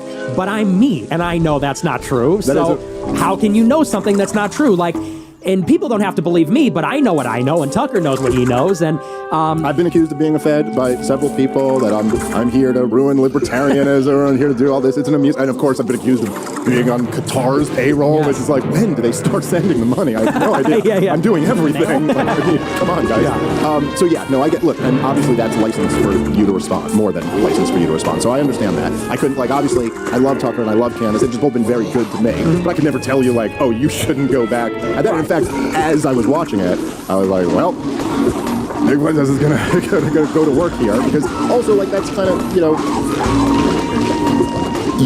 you're brawling with a brawler if you try to do that, and so obviously I understand that was going to be the response. I would, I guess, from my perspective, because like even what you're saying with Candace with the Frankists and stuff, like, you know, or the PvZ Pro and stuff, you know, like with a lot of this stuff, I try to be somewhat fair, like, I try not just to dismiss the conspiracy because it sounds crazy, because like, hey, I know there's lots of crazy conspiracies that are in fact true, but at the same time, like I said to you before, it's like, I'm just always 10 books behind. I'm always. There's people that I love reading that who have just put out books I still haven't gotten. Like, I still haven't read Jim Bovar's new book. I want to, but there's just so much shit to fuck around. And you're like, I can't even follow you down this conspiracy rabbit hole to debunk it. You know what I mean? Like, I just can't. But I would say that, you know, me personally, I would have rather Candace was just the chick who worked at Daily Wire and was like, I cannot support the slaughter of innocent people. Like, I loved that she was like, I just had a baby, and I'm sorry, I'm not going to support this shit. I thought it was so, and to have a Daily Wire employee take that stance at the Daily Wire, and then to find out that in fact feelings do care about your facts, you know, and that she got, like, I just thought that was so valuable. And Tucker Carlson, to me, I mean, it's, and I think you could appreciate this too, right? If you just like remove yourself from it in your personal issue, it's like, dude, our Bill O'Reilly is Tucker Carlson. That is so fucking awesome. Like, that is so much better than having Bill O'Reilly. You know what I mean? And so, like, and I think you would grant that, like, that's fucking awesome. Like, it is, they are important voices. I would just hope you would kind of, like all of us have to do, to some degree, is like, try our best to remove our own personal thing. Like, you slighted me, and go, look, what are we trying to do here? I certainly think, as I was saying with the Jordan Peterson thing before, and I said this on a podcast at Ron Paul's birthday party, someone who was interviewing me, Clint Russell was asking me about this, and I said, like, about you, I was like, look, Douglas Murray might think I shouldn't be on big shows. Like, other people might think you shouldn't be on big shows. But you know what? You're here. Like, there's no more debate about this, Douglas Murray. It's like, yeah, I'm as big as you without the institutional background. So you don't get to say I don't get to be here. And I think the same thing is true with you and the Groypers. It's like, nobody's being vanquished. We're all here. And in fact, what needs to happen is not vanquishing people, but incorporating. And I think that Tucker and Candace and people like that, like, I just think all these voices are so important. And I, you know what I mean? I hope you would, like, kind of think of that. And I do, and I grant that on my show even throughout these feuds. I've said they're both important and they're pushing people in the right direction, but I think it's totally the opposite. I think that, you know, like with Candace in particular, she brought me out under false pretenses and then tried to vanquish me. I think that's what that was. Or that was a way of putting me down or something, because I had just had my biggest show ever in the middle of the war. She invites me out the next day, and her whole show is, you hate Jews for being Jewish, you're a real racist, and it wasn't fun. It was nasty. She was nasty to me. And then afterwards, she wouldn't let it go. It didn't play well at all, because in the interview, she goes, well, you got triggered. I said, I don't think so. She goes, well, people are going to... And nobody agreed. People were furious about the paywall. They're pissed at the way she treated me. It was universally negative, and she wouldn't let it go. And then she got to come in and say, well, you lied. The reason people didn't like it is because you lied about it. And it's like, lady, you know, you got to take the L. You were out of pocket. It didn't work. It backfired. So I could coexist with her. I was willing to do it before. I'd even be willing to do it now. And the same is true with Tucker. And I think Tucker's more rational. Maybe he's a guy or something. Or I don't know why. It does help. It helps, you know. But I could coexist with Tucker. It's just there needs to be a mutual understanding, because I also represent a lot of people, and when they put me down, they're not just putting me down; they're putting down that whole right-wing flank of the issue. And I don't need everybody to agree with me. We can. I love the disagreement. I love this conversation, but we disagreed about some things here too. It's just when people say you're a Fed, you're a racist, F you shouldn't be allowed on the shows, you're just an asshole. It's like, I'm not an asshole. I've been fighting for 10 years to say the stuff that many of these people just got around to saying last year. And that just, so yeah, it's like a little irritating when they do that to me, but I'm willing to be the bigger person. Well, it's good.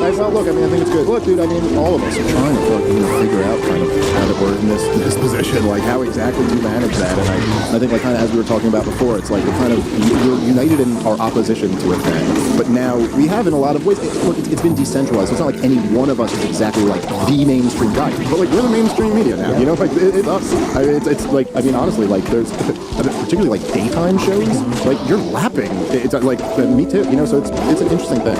All right, so maybe we could talk about this a little bit and really test my YouTube channel. What do you? Because I think a lot of this.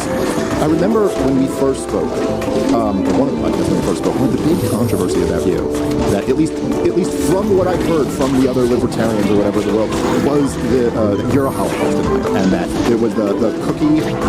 There's a clip where like a fan makes the Cookie Monster joke, and then you like read it, like obviously laughing around the joke. I remember sending me this and going, "This is clearly like he's joking around, at least to some degree." But then when you were criticizing, you were talking about like me not, because my family was involved, not willing to challenge. What is your view simply like what we were saying before, that it's like, look, this happened, it was awful, but like also all of history doesn't have to revolve around this. Also, it was in the context of a war where like 50 million people died and Europe was destroyed, so like that. Or are you actually saying like this didn't happen? The numbers are not, because this now is much with the general, whatever you want to call it. I hate using the word anti-Semitism because it's not even a good word. But with the general kind of like hostility toward Jewish people, this does seem to be something that's like really catching fire, and I just think is completely wrong. Like I think it's like Israel killed Charlie Kirk. It's like this just isn't actually right. It's not actually good history. And so anyway, I'm just curious what your thoughts are. Well, and I also, by the way, sorry, I'll let you go, but I also do recognize. I remember thinking this the last time I had you on. There's like this weird dynamic. I guess I feel a little freer now. But back then, I kind of wanted to ask you about it. But then I also realized that if you can't even say it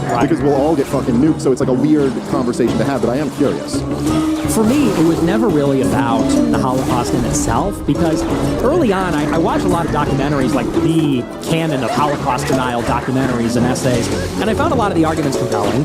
And then I saw that other people were pushing back on that. And I have good friends of mine who are like, they're fellow travelers, let's say, and they adamantly insist it did happen. And they send me blog posts and things. Yeah. And at a certain point, you sit down and say, so is this really about World War II historicity debate or historiographical debate? And to me, I'm sort of missing it. To me, the Holocaust is just like, it is just a central part of the Jewish identity story, which is that if the white people get too much power, they're going to kill us all. And that means if we don't have enough power, they're going to kill us all. If they can critique us, they're going to kill us all. You know, it's wrapped up, and this has been pointed out before, that more Jewish people think that the Holocaust is central to their identity than believing in God is central to their identity. And that just tells you about what Jewish identity really is and how it's political. And so to me, what matters more, I don't know. I think it was exaggerated. I think it was embellished. I don't know that 6 million exactly died.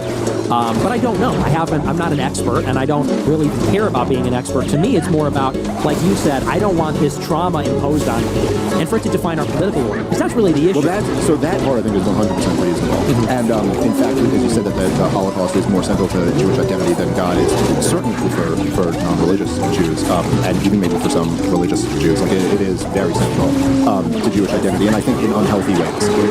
And I think absolutely you're right about this being kind of, it's I love when Darryl Cooper made this point. It was such a perfect way to put it. But where he was like, look, the founding fathers are Martin Luther King, but you know what I mean? Like it's not just like, and he goes, you can test that out. Like go desecrate a statue of George Washington, and then go desecrate a statue of Martin Luther King, and see what has more of the reaction. And it is like, it's really like World War II and the Civil Rights Movement have become like the American consciousness, you know. And I think the Holocaust and World War II being the same for Jews, and of course the story becomes this very ahistorical, weird version of it, where it's like the creation of Israel stopped the Holocaust or something like that, which is like was not at all true. In fact, they had very similar goals, the Zionists and the Nazis at first. Which is why the Zionists wanted to do business with them. I think it was the Nazis' anti-Semitism is the only reason why that didn't happen.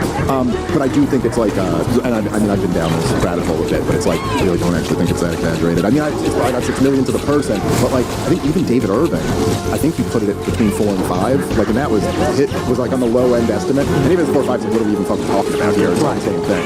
So I think like, and I guess in a way, because we've gone for a while now, so we can wrap up, unless there's anything that you wanted to bring up.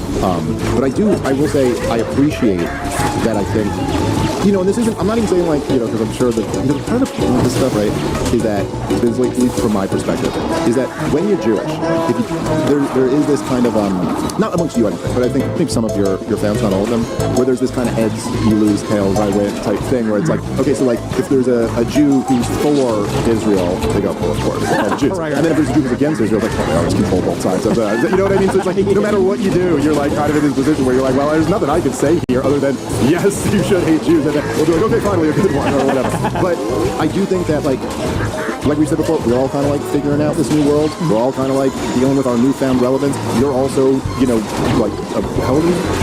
27. So you're kind of like, you know, you're approaching your late 20s, and I do really appreciate you kind of like I really appreciate how you said, David, when you said like that you're like, I'm not a racialist, I'm a Christian.